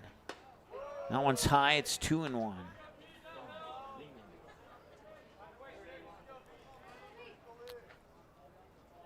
Greesh with pitch number 16 coming up here. And that one will miss. Oh, it hit the edge for a strike. 2-2 the count now here. 2 balls and 2 strikes to the batter, Colby Ebling. And I see that we got our camera back here, so if the audio's not synced, I apologize. 2 balls and 2 strikes. And he'll foul that one back, and we'll stay tight at 2-2.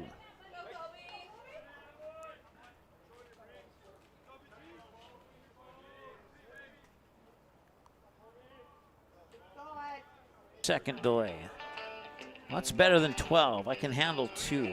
Not get frustrated. That's the end of the inning here. We'll go to the 5th inning of play. Pretty sure those numbers are not accurate.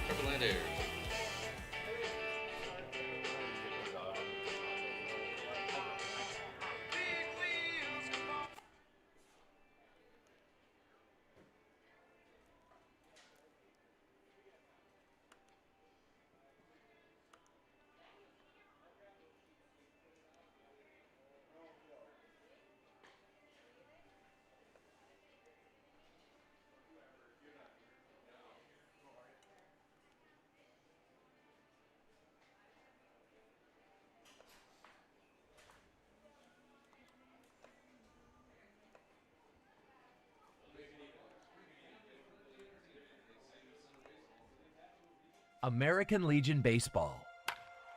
A winning tradition since 1925.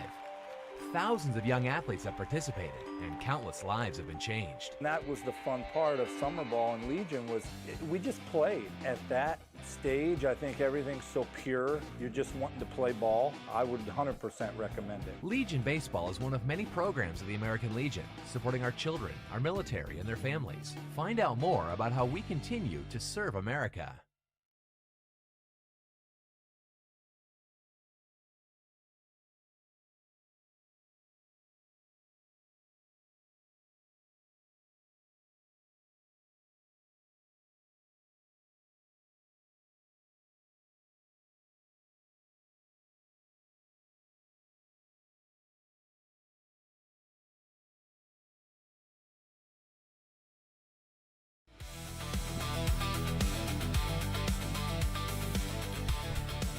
Big thanks to Endgame for the compliments, and thank you for your patience here as we come back to the, where are we at now? The top of the fifth. It's the left fielder, Huxton Cott, who made a nice catch in left field in the bottom half of the fourth.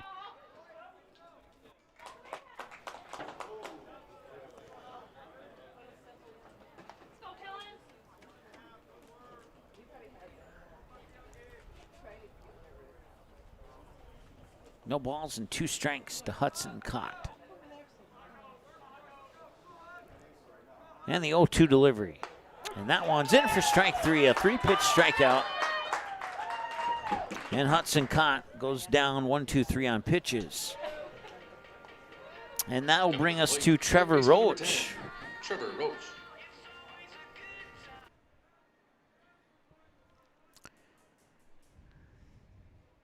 Kellen Doherty.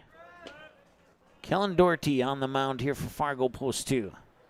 He'll come set, kick, deliver, and he'll deliver a strike. He's delivered 4 strikes in a row now here, and this is exactly what Post 2 needs. On the defensive side, they'll need to get their bats going in combination with this to dig themselves out of a 6-run deficit. They got a little bit of time to do it, but they are running out of time. Here's the 0-1 pitch. That one will hit them, and that'll put a runner on base, and that's not what you want if you're down by 6.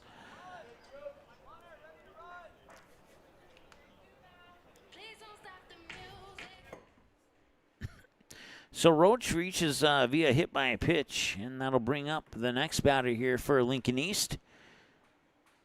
And that's Jackson Makovica.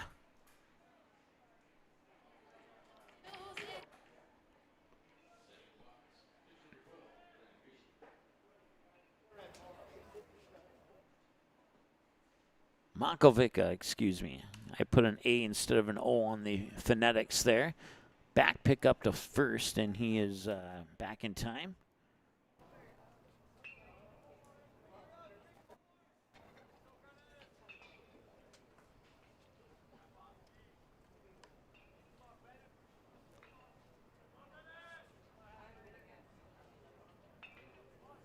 And he'll show bunt. That one will bounce through on the backstop, and making it to second is Roach.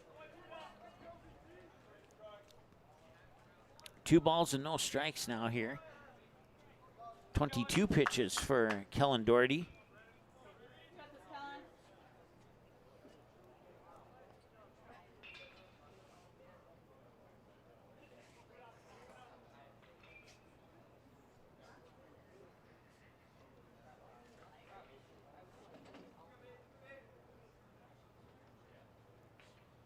Kicking the 2-0, show bunt again. He'll pull the bunt back, and it's a strike. It's 2-1.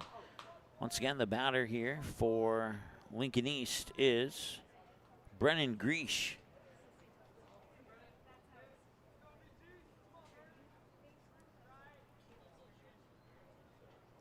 Two balls and a strike here to Greesh. Roach on second. The pitch and the bunt will go right back to Doherty. Doherty will fire it up to first, and they'll get him out.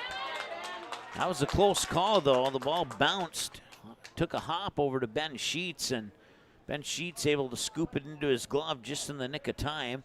Trevor Roach will, or Trevor, is it Trevor? Yeah, Trevor Roach will advance to third base on the play, and that'll reset the count here for the next batter. So going the books as a sacrifice bunt, and that'll bring up batter 9 in the lineup, Sam Sucko.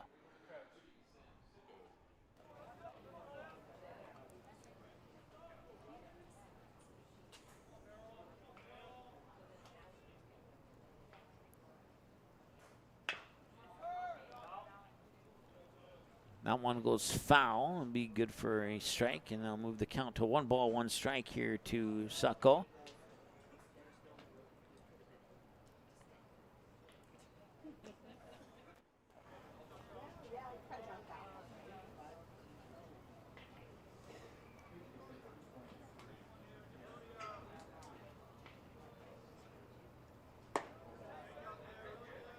That one will miss outside for a ball. 2-1 now here to Sucko. Once again, our final game of the day is the Mandan Chiefs, the host team. They'll be taking on the Minnesota champions, Excelsior Blue. And a ground ball right up the middle and right into the glove of the shortstop, Ebeling. He'll fire it over to first just in time. That'll prevent Roach from scoring from third. He'll strand 1 on base. A 6-3 ground out will bring us to the bottom of the 5th. And Post 2 will have a chance to chip in to that 6-run deficit. Lincoln East leads 7-1. Carpetland Rugs over Fargo Post 2 here in Game 2 of the 2026 Central Plains Regional. We'll be back in just a moment. And I'm the manager at ID Chrysler Collision. Our team at ID Chrysler Collision, we're small, but we're like a family. So how does having a family-like atmosphere at work help get the customer's car back on the road?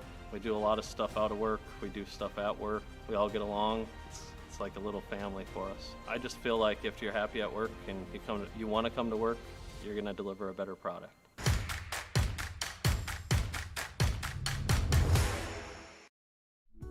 Looking for something handmade, unique, and full of personality? Mandy's of FargoND.com features creative gifts, home decor, accessories, and more. All inspired by family, creativity, and made with heart. Browse dozens of handmade creations, request custom colors or designs, and sign up for the newsletter. Visit MandysOfFargoND.com and discover something new today. MandysOfFargoND.com. Handmade, a little weird, totally wonderful.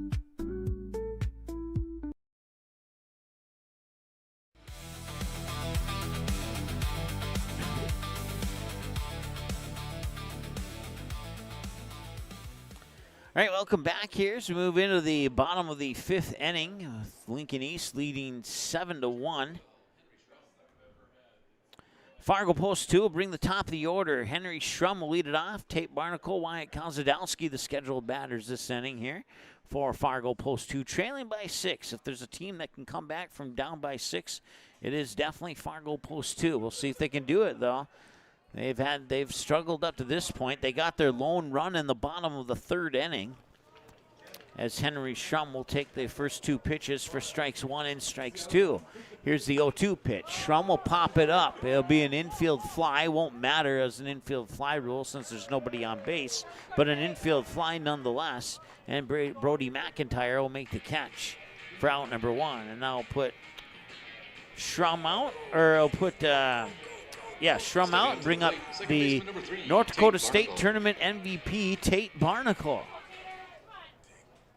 Second baseman for Fargo Post 2. We'll see the first pitch drop in low for a ball. It's 1-0. Once again, our home plate umpire is Eric Guler. He's calling the balls and strikes. Tim Higgins down on the first base side. Andrew Fisher down on the third base side, as that one will not quite make it to home plate. We'll be at a 2-0 count here to the North Dakota MVP, Tate Barnacle.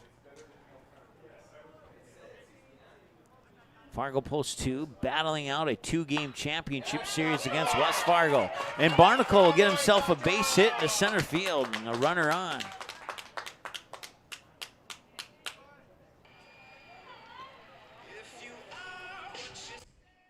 So Barnacle will get the hit. That'll bring up Wyatt Kozadowski.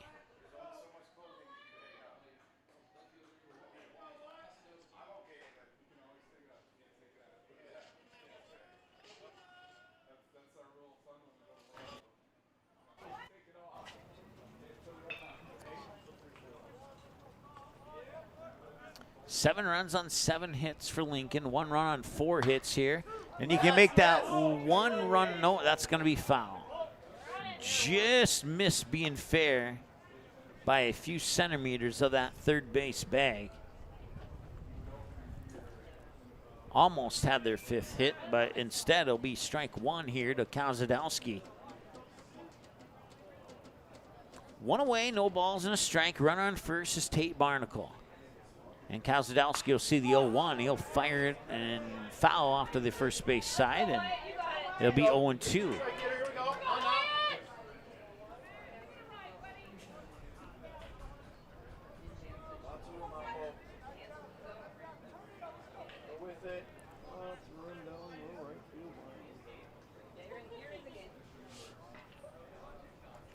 The 0-2, high, ball 1.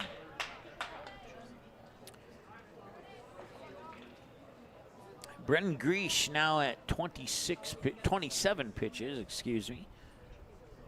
Pitch 27 on the 1-2 is low. It'll even the count at 2 balls and 2 strikes here to Wyatt Kozadowski. Once again, Tate Barnacle, the runner on first. On deck is Caden Nelson, the third baseman here for Fargo Post 2. 2 balls and 2 strikes to Kozadowski, and the pitch is high for ball 3. Full count.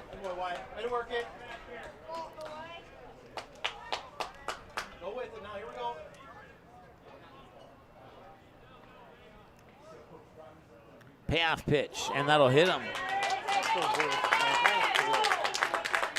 That'll move Barnacle up to second base into scoring position. Kozadowski takes the base on a hit by a pitch, and now Caden Nelson will come to the plate here for Fargo Post 2. He'll face pitch 30 from Brennan Greesh. Coming to the plate, third baseman number 13, Caden Nelson.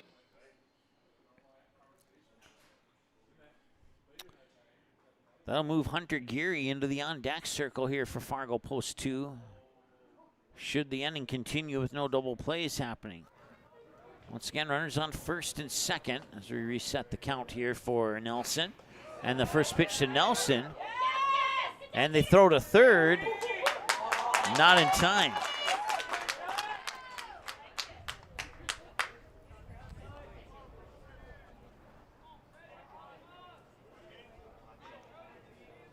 Braden Erickson, the catcher, almost had that one slip through his legs on a pass ball. He was able to catch it at the last moment, keep it from going behind him, and then he found it about a second later, and then he did fire up to third, but by that time it was too late, and Barnacle made it.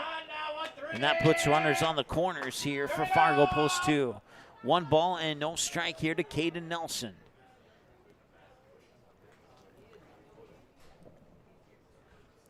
Greesh will come set, deliver, high, ball 2.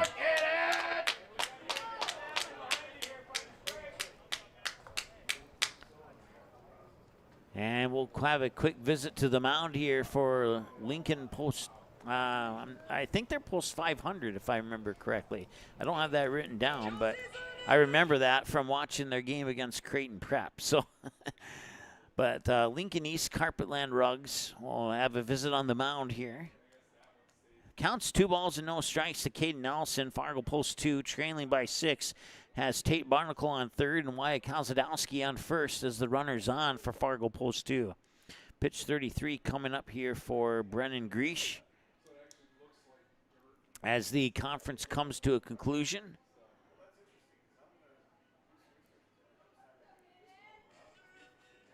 As they play Charlie Blackman's walk-up song during that visit to the mound. If you're not sure what song that is or who I'm talking about, it's a Colorado Rockies player who retired a couple seasons ago.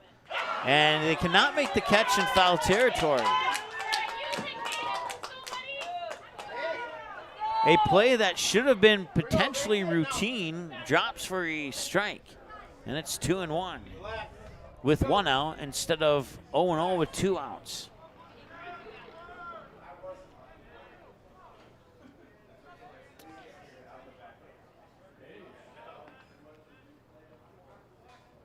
And they'll throw back to third, and they'll get by the third baseman.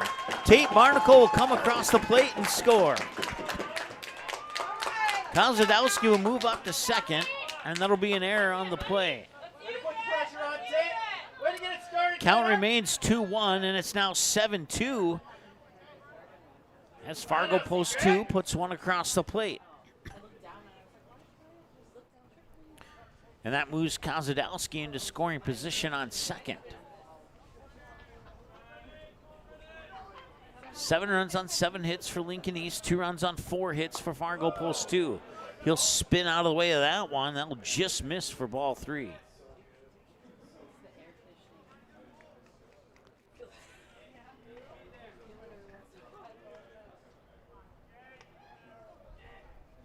And that one comes off the bat into the backstop, skims off the top of the bat, pushes the count full at 3-2. 35 pitches for Greesh, pitch 36 coming up here on the payoff pitch to Nelson. Once again, one away, and Nelson will see that payoff pitch. He'll launch it into right field. A line drive shot, throw back to second, not in time. Second out is on the board on a line drive fly out to Sutko in right field off the bat of Caden Nelson, and that will bring to the plate Hunter Geary.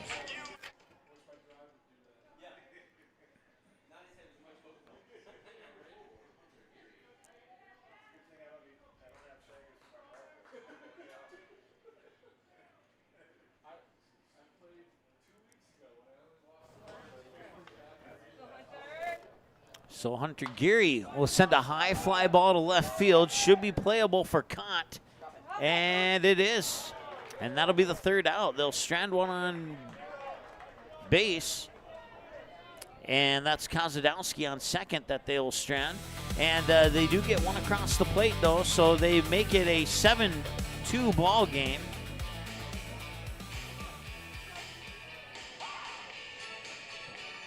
And we'll get that. I don't know. Our regular scoreboard said 7-2, I thought. Did it? Let's find out. No, it didn't. Okay, that makes sense.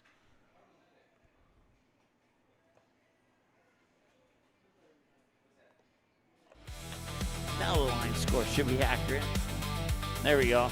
I like that one better. Let's go to a break, and we'll be back in a moment. Stay tuned. It will carry you further in life than sports. Growing up in North Dakota, I learned to respect my opponents, the coaches, and the officials.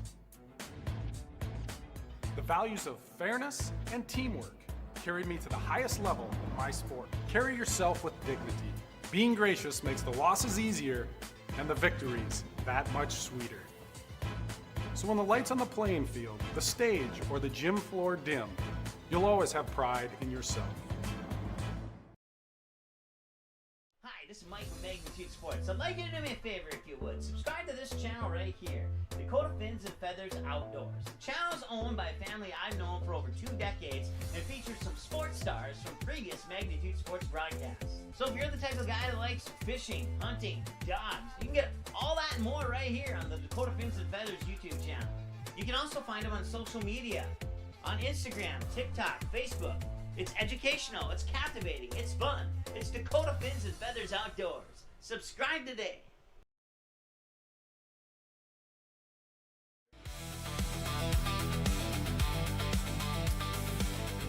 All right, welcome back. Top of the order, Brody McIntyre will lead it off here for Lincoln East. And a swing and got a piece of it, foul for strike 1. Fargo post 2 with a run in the bottom of the 3rd and a run in the bottom of the 5th. And they are running out of time to potentially do more. They are the home team, so we'll see the bottom of the 7th. Unless Carpetland can put up a few more runs, there would be a 10-run rule into effect if Carpetland could somehow make the score 12-2. That would prevent the bottom of the 7th happening. But only if they can do it here in the top of the 6th. That'd be the only option. If they can't make it 12-2 here in the top of the 6th, we'll see a full 7-inning game. It's Kellen Doherty now at 31 pitches. This will be pitch 32. 2-1, and a little chopper right back to Doherty. He'll pick it up and flip it over to first for the 1-3 ground out, and that's one down here. One up, one down for Carpetland. And that'll retire McIntyre, bring up Deli Odolate.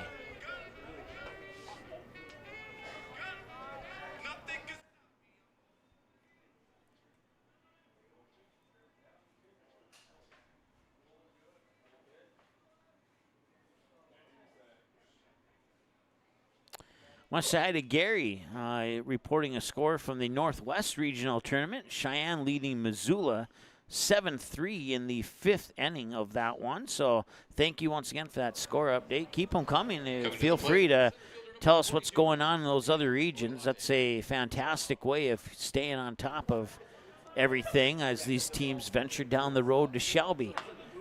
And that one's line drived out of play on the third base side. Went a little early on that swing.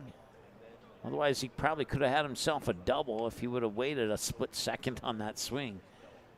0-1 here to Odolate. And now it looked like he was squaring up. But the pitch will miss for a ball. It's 1-1 now here to Odolate. 1 ball, 1 strike, 1 out. Nobody on base. And the 1-1 from Doherty. Swing and miss, strike 2.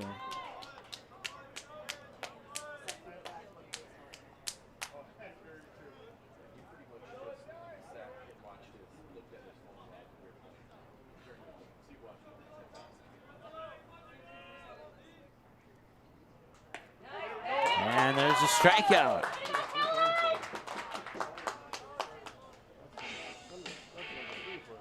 Another strikeout for Kellen Doherty.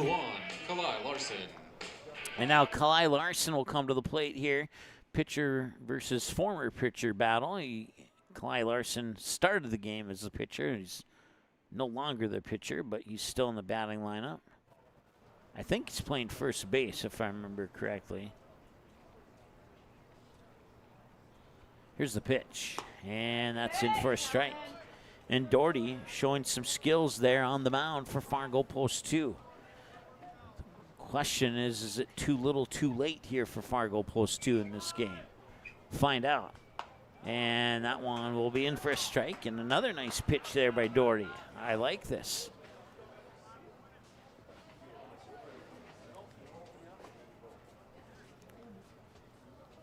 See some players from Rapid City filter into the stands to watch this game here. Bouncing ball out towards short.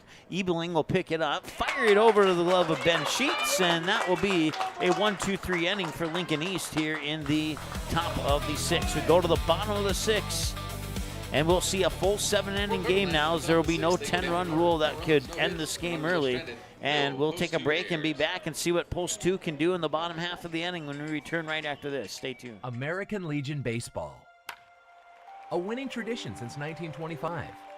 Thousands of young athletes have participated, and countless lives have been changed. And that was the fun part of summer ball and Legion was we just played. At that stage, I think everything's so pure. You're just wanting to play ball. I would 100% recommend it. Legion Baseball is one of many programs of the American Legion, supporting our children, our military, and their families. Find out more about how we continue to serve America.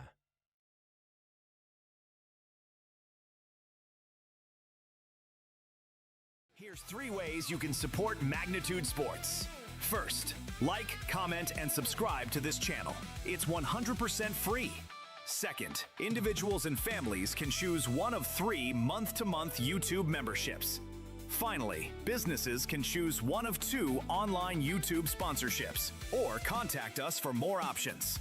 To learn more, click the Join button or give us a call at the number on your screen. Thanks for watching Magnitude Sports.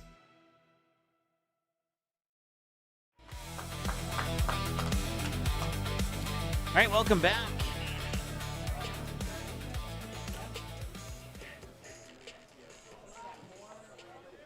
Leading off for Post 2, number 8, Evan Felber. Evan Felber steps into the lineup here for his first appearance.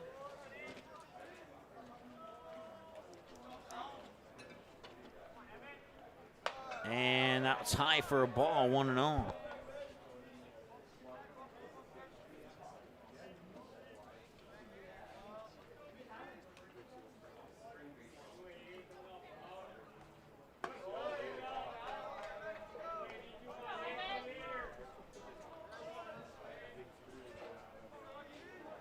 So quick 3-0 count here to Evan Felber. 0 for 0. It's his first plate appearance of the game. And he'll turn that plate appearance into a straight plate appearance as he'll get walked on 4 pitches. So no official at-bat on that plate appearance for Felber. Number 11, Ben Sheets. And Ben Sheets will come to the plate now.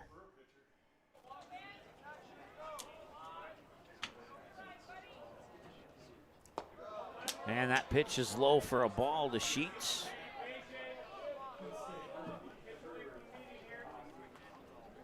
And a quick team huddle on the mound here with the infielders, or a couple of the infielders.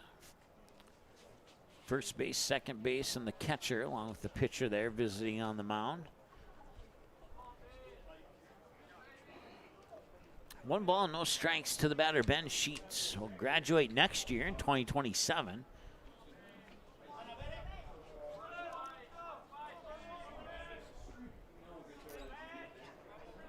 And the 1-0 delivery. And that one is in for a strike, 1-1. I was talking about the 10-run rule earlier. I know maybe not all Nebraska fans get that one, but it's similar to your 8-run rule in Nebraska. Same thing, just 2 extra runs applied to the Nebraska rule, if that helps sort it out for you. 2-1. And that one's in for a strike. 2-2 now here to Ben Sheets. Once again, Brendan Greesh now at 45 pitches. We pitched 46. And that one's a little high, and that'll push the count full at 3 balls and 2 strikes.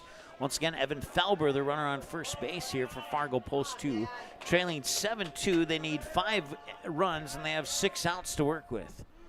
That's presuming that they can keep Lincoln East off the scoreboard in the top half of the 7th, which has not always been an easy task. Lincoln East scoring in the 1st, 3rd, and 4th innings. They did not score in the 2nd, 5th, or 6th innings, but they still lead 7-2. Ground ball to 3rd, up to 2nd, over to 1st, and that is a 5-4-3 double play. I had to think there for a second. So 2 away now here, and that takes all the base runners off.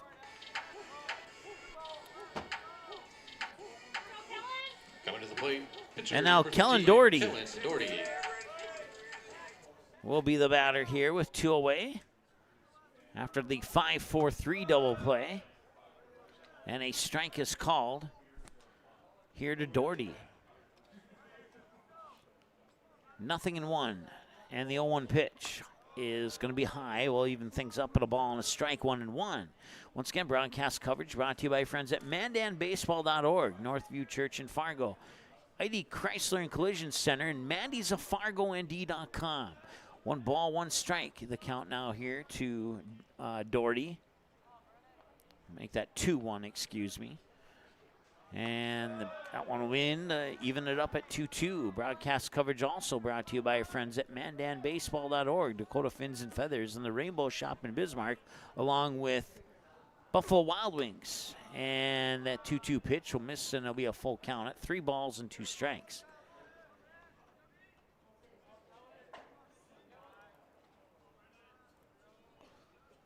And the payoff pitch. That one's fouled away in the right field and will bounce over the wall into the, or just in front of the bullpen. Not quite to the bullpen there, but. And that'll be a strikeout. And Fargo Post 2 will see the bottom of the 6th come to a conclusion with no runs across the plate. They have 1 more inning, but they got to play defense first. Carpetland up to bat in the top of the 7th. And we return after this here on Magnitude Sports. Stay tuned. The Rainbow Shop, a Parable Christian store, has life-giving gifts for every occasion.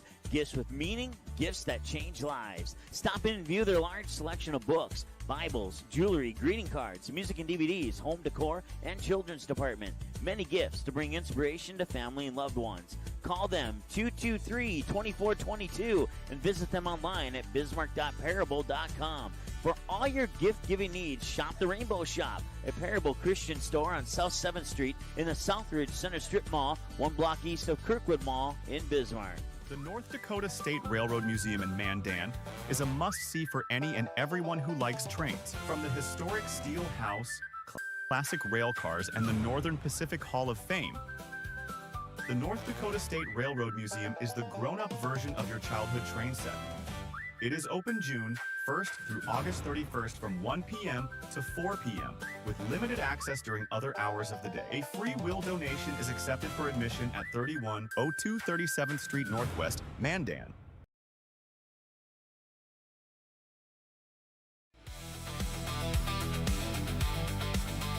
Welcome back. Top of the 7th.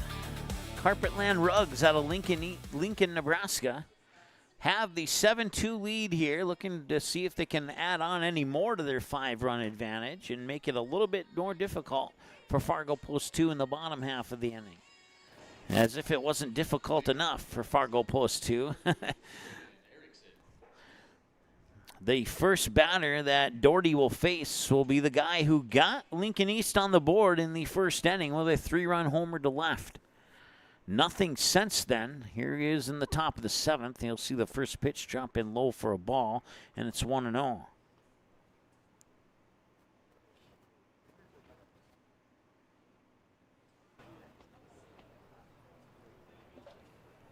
And the 1-0 pitch, and that one will in for a strike. So just right at knee level over the inside edge of the plate there for a 1-1 count.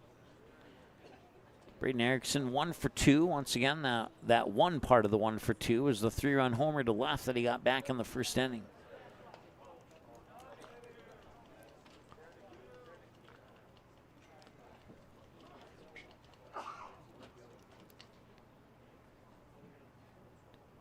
And that, ooh, ouch. That one stings a little bit. I'm confident on that. Erickson will hop back up though and walk it off, and it looks like he'll be okay. His coach will come out and just double check to be sure. Result in a 2-2 count on the fouled away pitch as home plate umpire Eric Guler goes up and has a quick chat with Kellen Doherty.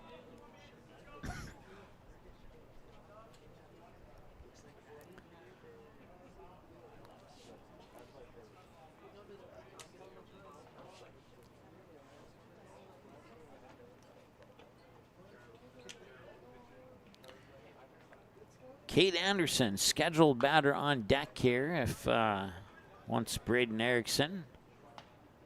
His plate appearance is complete. Fouled away, will stay at 2-2.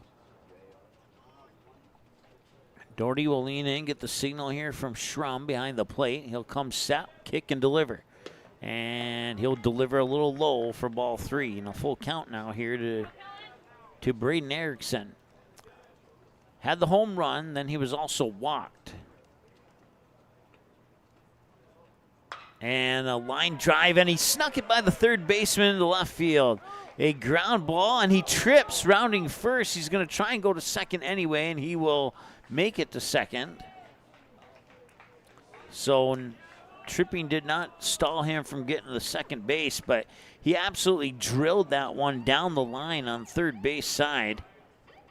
Caden Nelson did not have much time to react to make a play on that one and snuck into left field. So a double for Erickson. At least I think it's a double with the trip up.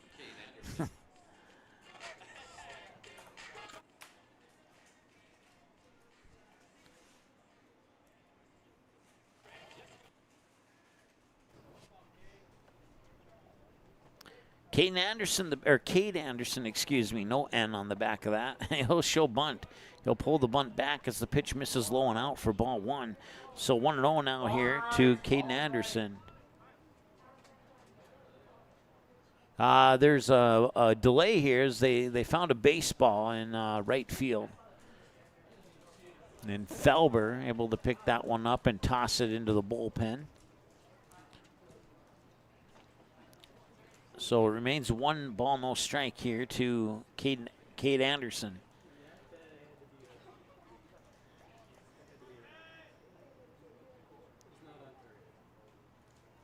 And the 1-0 pitch. High fly ball to left, but it'll drift foul. 1 ball, 1 strike. Once again, the runner on second is Braden Erickson. At least I think it's still him. They have been bringing in a courtesy runner for him in earlier parts of the game.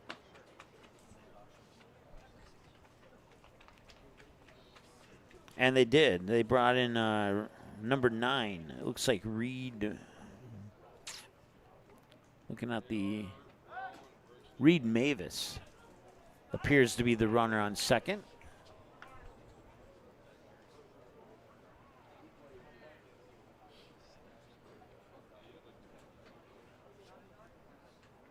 Oh, no, it's number 2 as I clear the binoculars, so it is indeed Braden Erickson. First look through the binoculars looked like a blurred 2 that looked like a 9. The second look through the binoculars and make a slight adjustment, and it's a number 2, so it is indeed Erickson on second base. Strike 2 now here to Anderson. And the pitch, and that's a pop-up into shallow center. Who's going to get there? It is going to be right fielder Evan Felber. He'll fire it back in quickly to hold Erickson at second base. So that's the first out.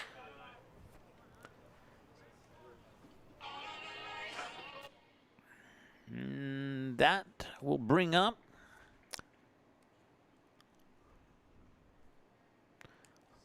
Huxton Cott.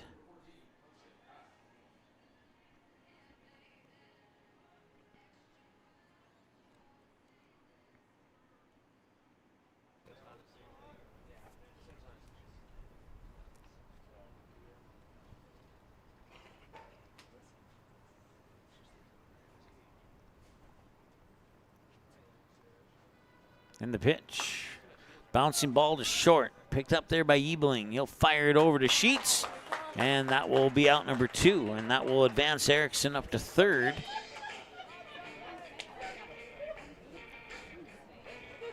And that will bring us to the next batter. Trevor Roach is the scheduled batter. Is it still him? Number 10, Trevor Roach. And it is Trevor Roach.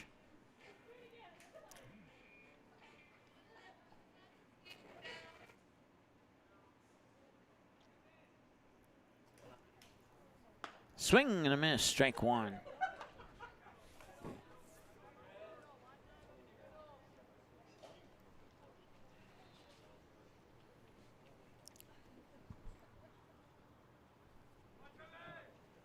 The 0-1 delivery.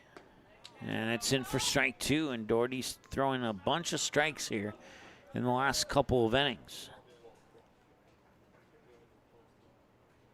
No balls, 2 strikes, 2 outs. Runner on third. Can Doherty wrap up this half inning here? Nope, it's going to be a little bit low. Ball 1.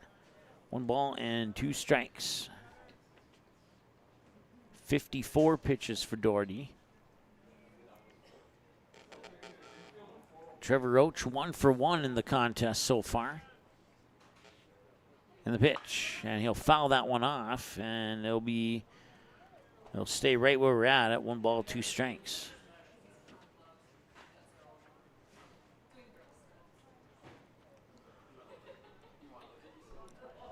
One ball, 2 strikes, 2 away. Braden Erickson standing on third. Can Carpetland bring him in to make it an 8-2 game? Not on that pitch. He'll get a piece of it, send it into the backstop to keep the count where it's at 1 ball and 2 strikes. Once again, our next game is coming up at approximately 4:30. Be the Mandan Chiefs taking on Excelsior Blue in our third game and the final game of day 1 of this tournament. That one's popped up, fouled away. The plate appearance will continue here for Trevor Roach. Can only say 1-2 in so many ways before you have to come up with something else to say. So.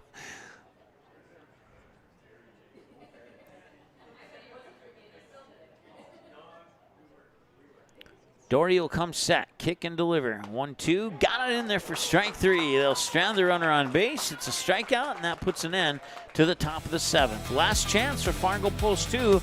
They need at least 5 runs. We'll see if they can do it when we return after the break here on Magnitude Sports. Stay tuned. Fort Carverland at the top of the 7th. Looking for something handmade, unique, and full of personality? Mandy's of FargoND.com features creative gifts, home decor, accessories, and more. All inspired by family, creativity, and made with heart. Browse dozens of handmade creations, request custom colors or designs, and sign up for the newsletter. Visit Mandy's of FargoND.com and discover something new today. Mandy's of FargoND.com. Handmade, a little weird, totally wonderful. If the church is strong, that strength flows everywhere into the community, the region, and across the world. Jesus is building his church.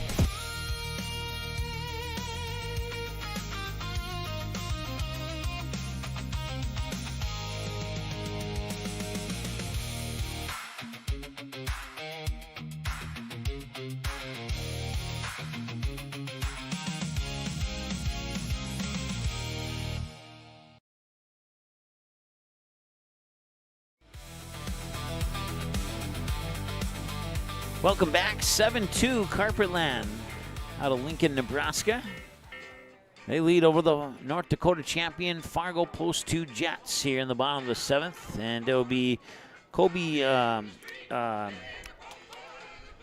Ebeling, Henry Schrum, and Tate Barnacle pending changes. It's the 9-1-2 portion of the batting lineup here for Fargo Post 2 in the bottom of the 7th. Once again, a big thanks to our friends at Northview Church in Fargo and Mandy's of FargoND.com for jumping on board here, sponsoring Fargo Post 2 and the rest of the Central Plains Regional Tournament. And our other sponsors include ID Chrysler and Collision Center, MandanBaseball.org, North Dakota State Railroad Museum, Dakota Fins and Feathers, the Rainbow Shop in Bismarck, and Buffalo Wild Wings. I might have to go there after today.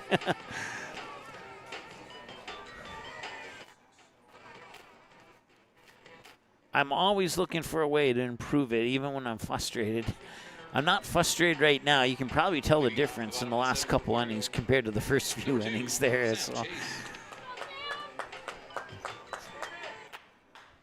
as I like to call it, it's like a light switch.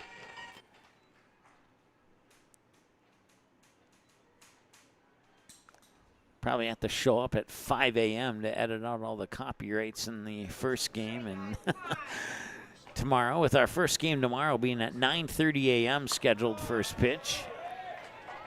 And strike 1 is delivered there. We have a new pitcher on the mound here for Lincoln East, and that is Abe Christensen. 0-1 pitch, and it's in for strike 2.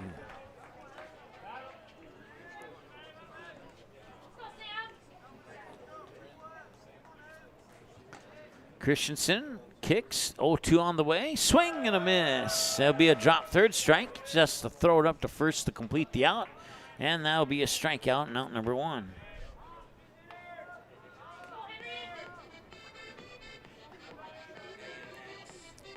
So 1 down, 1 up, 1 down here for Fargo Post 2, and that will bring us to the top of the order. And Henry Schrum, catcher for Fargo Post 2. See if he can keep the inning going here, get some one-out magic going for Fargo Post 2. But the problem here is that Christensen's been throwing nothing but strikes since he threw that first pitch. I don't think he's thrown a ball yet. And as soon as I say that, he throws a ball, 1-1. It's bound to happen. I don't believe in announcers' jinxes, but I kind of had a feeling that was happening after I said that. And that, well, did that hit him or did he get out of the way? No, it hit him. So he'll get to first base.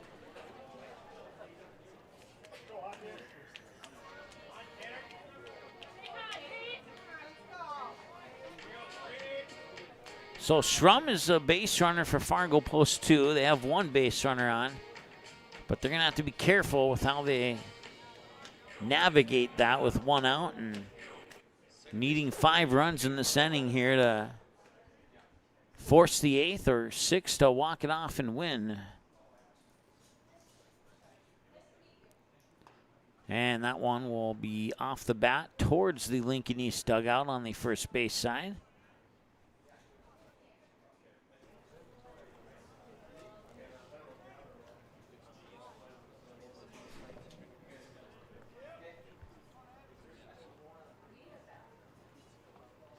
And the 0-1. That one's low for a ball. 1 ball and 1 strike now here to Tate Barnacle. Barnacle 1 for 2 in this game. Christensen now on pitch number 9. Barnacle check swing, fouled it off towards the Lincoln East dugout on the first base side. Moves the count to 1 ball and 2 strikes.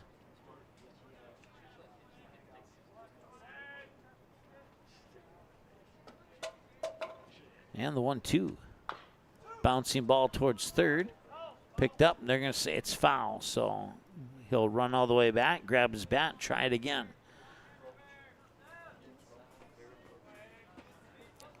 Wyatt Kozadowski is the batter on deck. If no double plays happen, we'll see him next.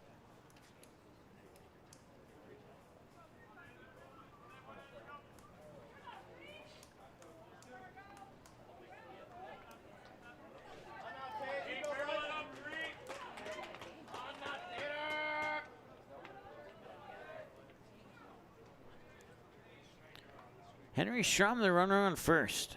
Christensen will lean in, get the signal here from Erickson. He'll ignore the runner and deliver the pitch, and it's low for a ball. And it's 2-2.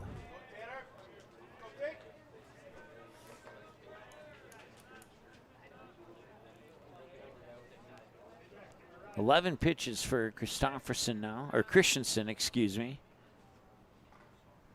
And that one's high for ball 3. So full count now here to Tate Barnacle.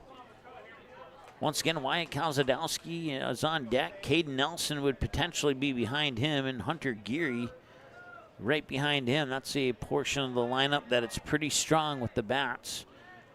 See if Christensen can not get that far. And a high fly ball left field, and it is caught there by Cott. And that will put out number 2 on the board. So Barnacle flies out to left to Huxton Cott. And that'll bring us to the last chance here for Fargo Post 2, Wyatt Kozadowski. Like I said, Kozadowski and Caden Nelson, who's on deck, pair of good hitters here for Fargo Post 2. If anybody can get a 2-out rally going, it's those 2 players for Fargo Post 2. See how Abe Christensen deals here to Kozadowski, and it deals ball 1 to start things off. Kozadowski 1 for 2 in this game. Pitch 15 from Christensen on the way, and it's in for a strike. They'll even the count at 1 ball and 1 strike here to Wyatt Kozadowski. Kozadowski, the 3-hitter, Caden Nelson, if he reaches his plate appearance, the cleanup hitter, and the 1-1. And he will reach as Kozadowski will get hit by a pitch. And I'll put 2 runners on here for Fargo Post 2. And now Caden Nelson, can he deliver for Fargo Post 2? We're about to find out. Schrum will take a moment to tie his shoe at second base, and he'll complete that task. Should this inning continue, Hunter Geary moves into the on-deck circle.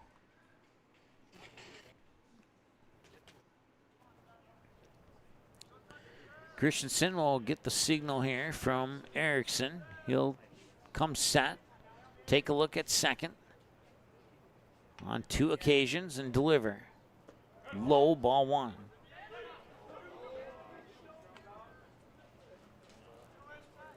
Schrum thought about third for a moment, decided to go back.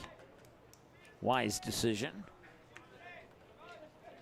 1 ball, no strike now here to Caden Nelson.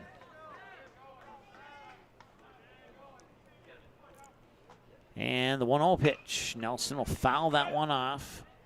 Late swing off the lower barrel of the bat, right where the barrel connects with the handle pretty much.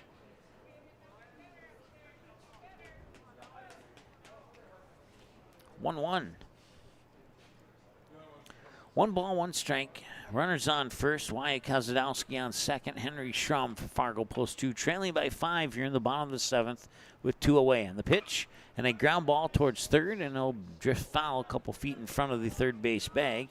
Push the count to 1-2, and now Fargo Post 2 is down to their last strike.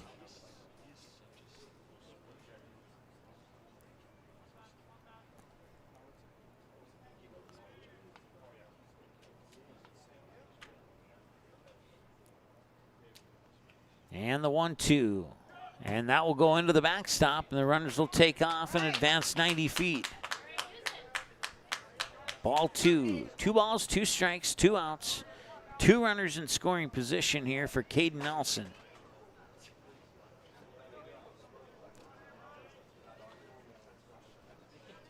It should be,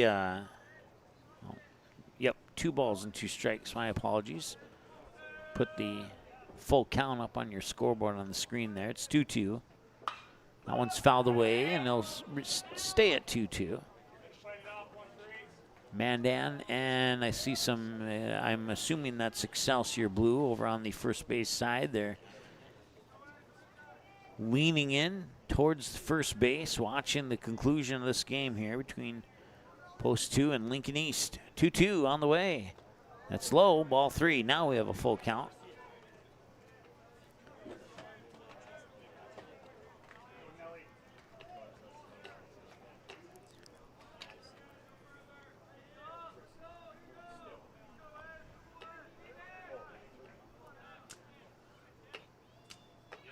Payoff pitch on the way. And it'll go into the backstop. The runners will stay put. It'll be ball 4, and that'll load the bases. That pitch came too fast on the rebound off the backstop for Henry Schrum to take advantage of it. But there's going to be a visit to the mound here for Lincoln East as the bases are loaded with 2 outs.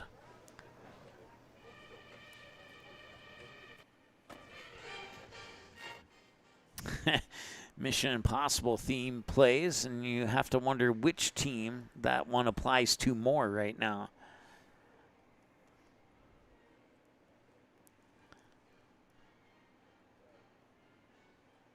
Runners on, Henry Schrum on third, Wyatt Kozadowski on second, Caden Nelson on first. Hunter Geary will be the batter here when we return to action, and the mound visit has come to a conclusion now.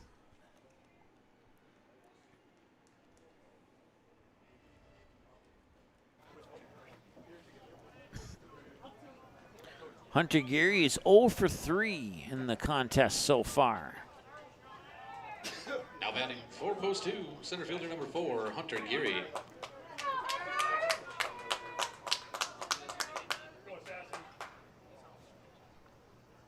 And Geary will take the first pitch inside for ball 1. Evan Falber is on deck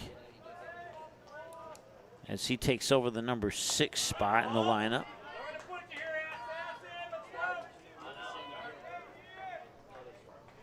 Two balls and no strikes now here to Geary.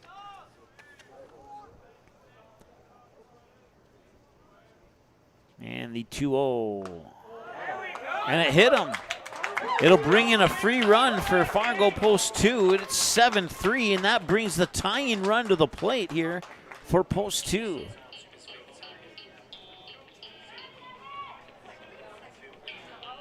And that will likely do it for Christensen as a second visit to the mound. And on the second visit, you have to pull your pitcher.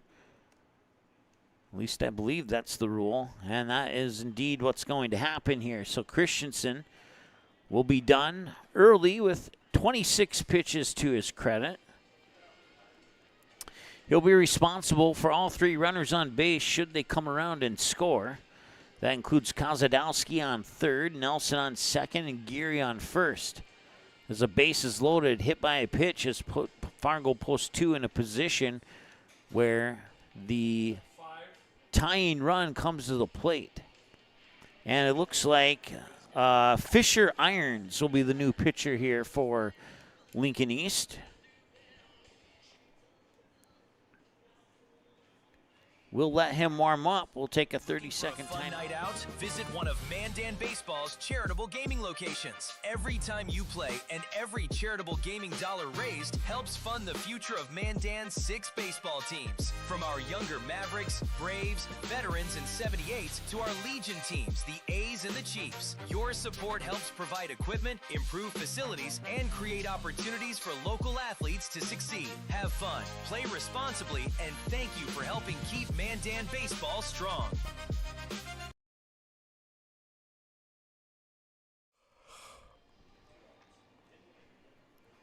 All right, welcome back.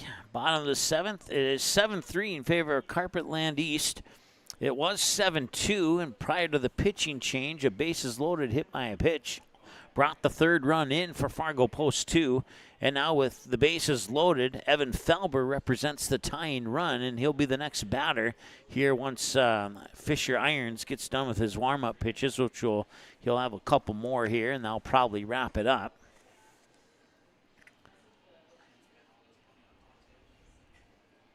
Once again, a big thank you to our sponsors, ID Chrysler and Collision Center, MandanBaseball.org, Northview Church in Fargo, North Dakota State Railroad Museum in Mandan, Dakota Fins and Feathers on YouTube, Rainbow Shop in Bismarck, Buffalo Wild Wings, and Mandy's of FargoND.com.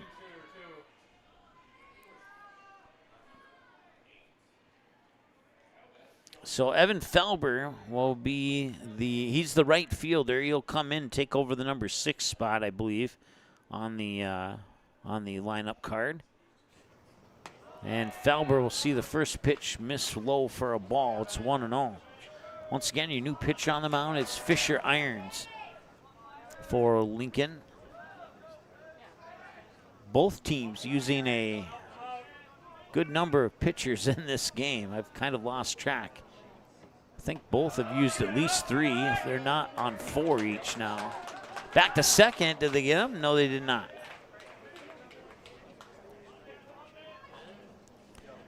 Lincoln East needs 1 out. Fargo post 2 needs a big swing from Felber or some 2-out magic from Felber and Ben Sheets, who is on deck. The pitch is in for a strike. 2 balls and 1 strike now here to Evan Felber.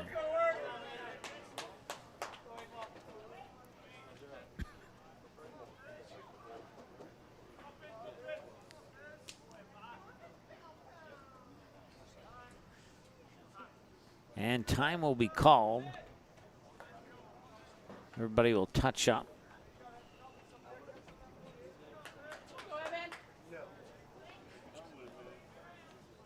Half the community of Fargo is on the edge of their seat right now. 2-1 on the air, and that one's popped up. Foul territory, and out of play. They will not be able to catch up to that or lean over and grab it. But it will result in strike 2, so now Fargo post 2 down to their final strike. We'll see if Felber can get a reset on those final strikes for Ben Sheets, who's on deck. 2 balls, 2 strikes, 2 outs, bases loaded.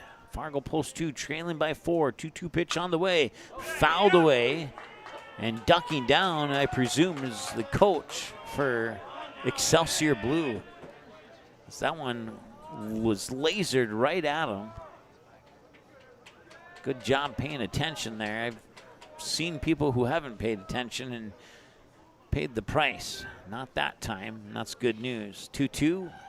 Number 2 on the way. Swung on. He'll keep himself alive as he'll get a piece of that one. Foul it into the turf.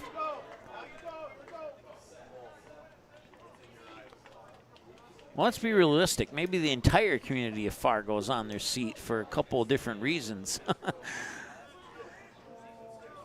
2 balls, 2 strikes, 2 outs.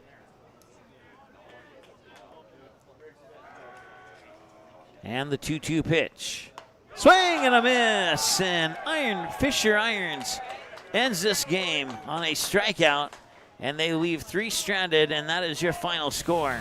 One juggernaut remains undefeated. The other juggernaut will have a chance to battle back from the other side of the bracket.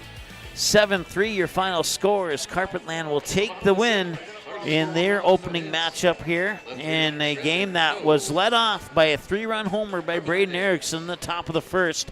And that pretty much was the gap that Fargo Post 2 could not fill.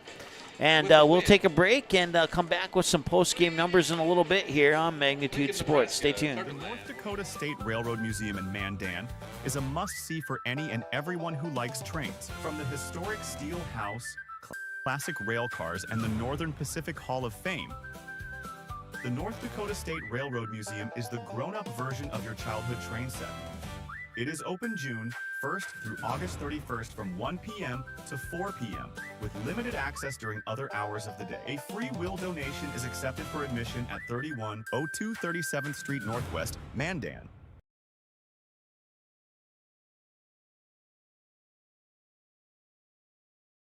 Bounces on the warning track. Coming home is Hudson Sheldon, also from second, Ty Weiler.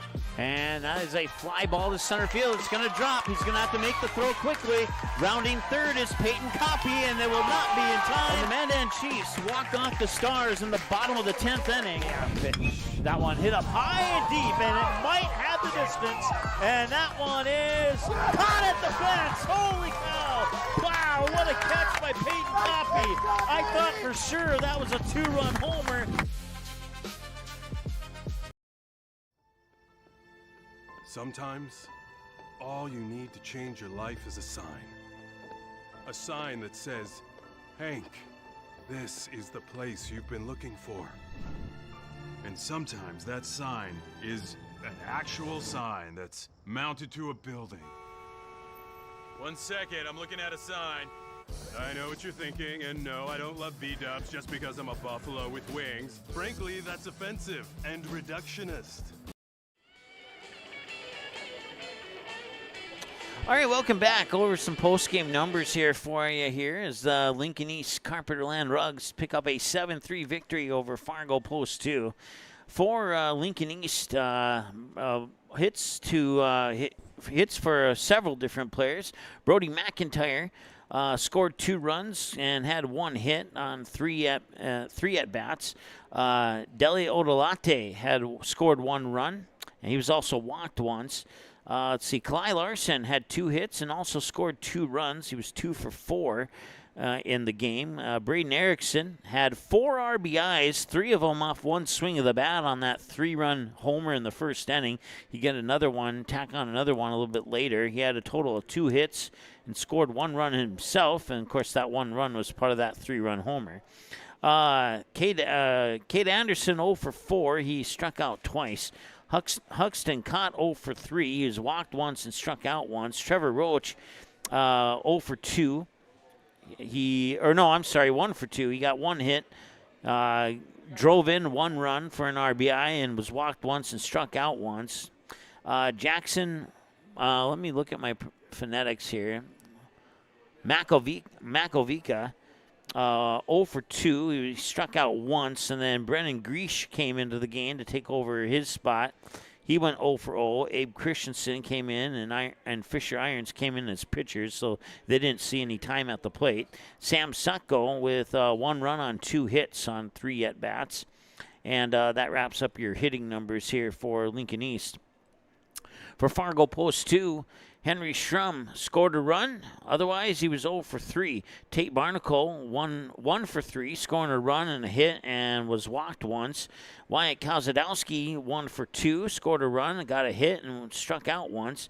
Caden Nelson got a hit on three trips of the plate. He also drove in a run and was walked once. Hunter Geary, 1 for 3, got a hit and also drove in an RBI on that hit, struck out once.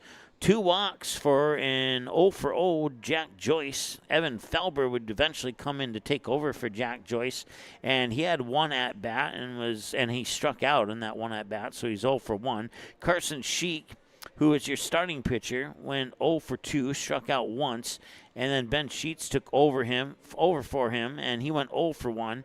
Beckett Gigstad, 0 for 1. Kellen Doherty would eventually come in for Big Gigstad, and he would go 0 for 2, as Doherty would also strike out on one of his at-bats. And Kobe Ebeling, 0 for 2, he would strike out on one of his bats. And Sam Chase, 0 for 1, as he would strike out on his lone plate appearance. So those are your batting numbers for Fargo Post 2. Pitching-wise for Fargo Post 2, it'll be Carson Sheik who will be credited with the loss. He pitched 2 innings, faced 10 batters, allowed 4 hits, 3 runs. All 3 of those runs earned. He walked 1, struck out none. Then Beckett Gigstad would come in, and he'd pitch 1 inning. He would face 9 batters, allow 2 hits, 3 runs. All 3 of those runs earned. He'd walk 3 and strike out 3.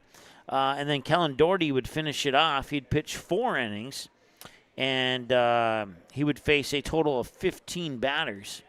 Allowed 2 hits, 1 run. That run was earned, and he struck out 5 and walked none. And those are your pitching numbers for Post 2. So they used 3 pitchers, and for Lincoln East, they used a total of 4 pitchers. Kalai Larson started the game. He pitched 3 innings, allowed 1 run on 3 hits. That run was earned. He walked 1, struck out 2 on 14 batters faced. Then Brendan Greesh would come in. He'll be credited as the winning pitcher in this game, as he would face 12 batters, 3 innings pitched, allowed 1 run on 1 hit, and walked 2, struck out 3. Abe Christensen faced 6 batters in 2/3 innings of work. He allowed 1 run on no hits. That run was earned, and he walked 1 and struck out 1 as well. And then Fisher Irons came in, pitched a 1/3 of an inning. He faced 1 batter, and he struck that batter out.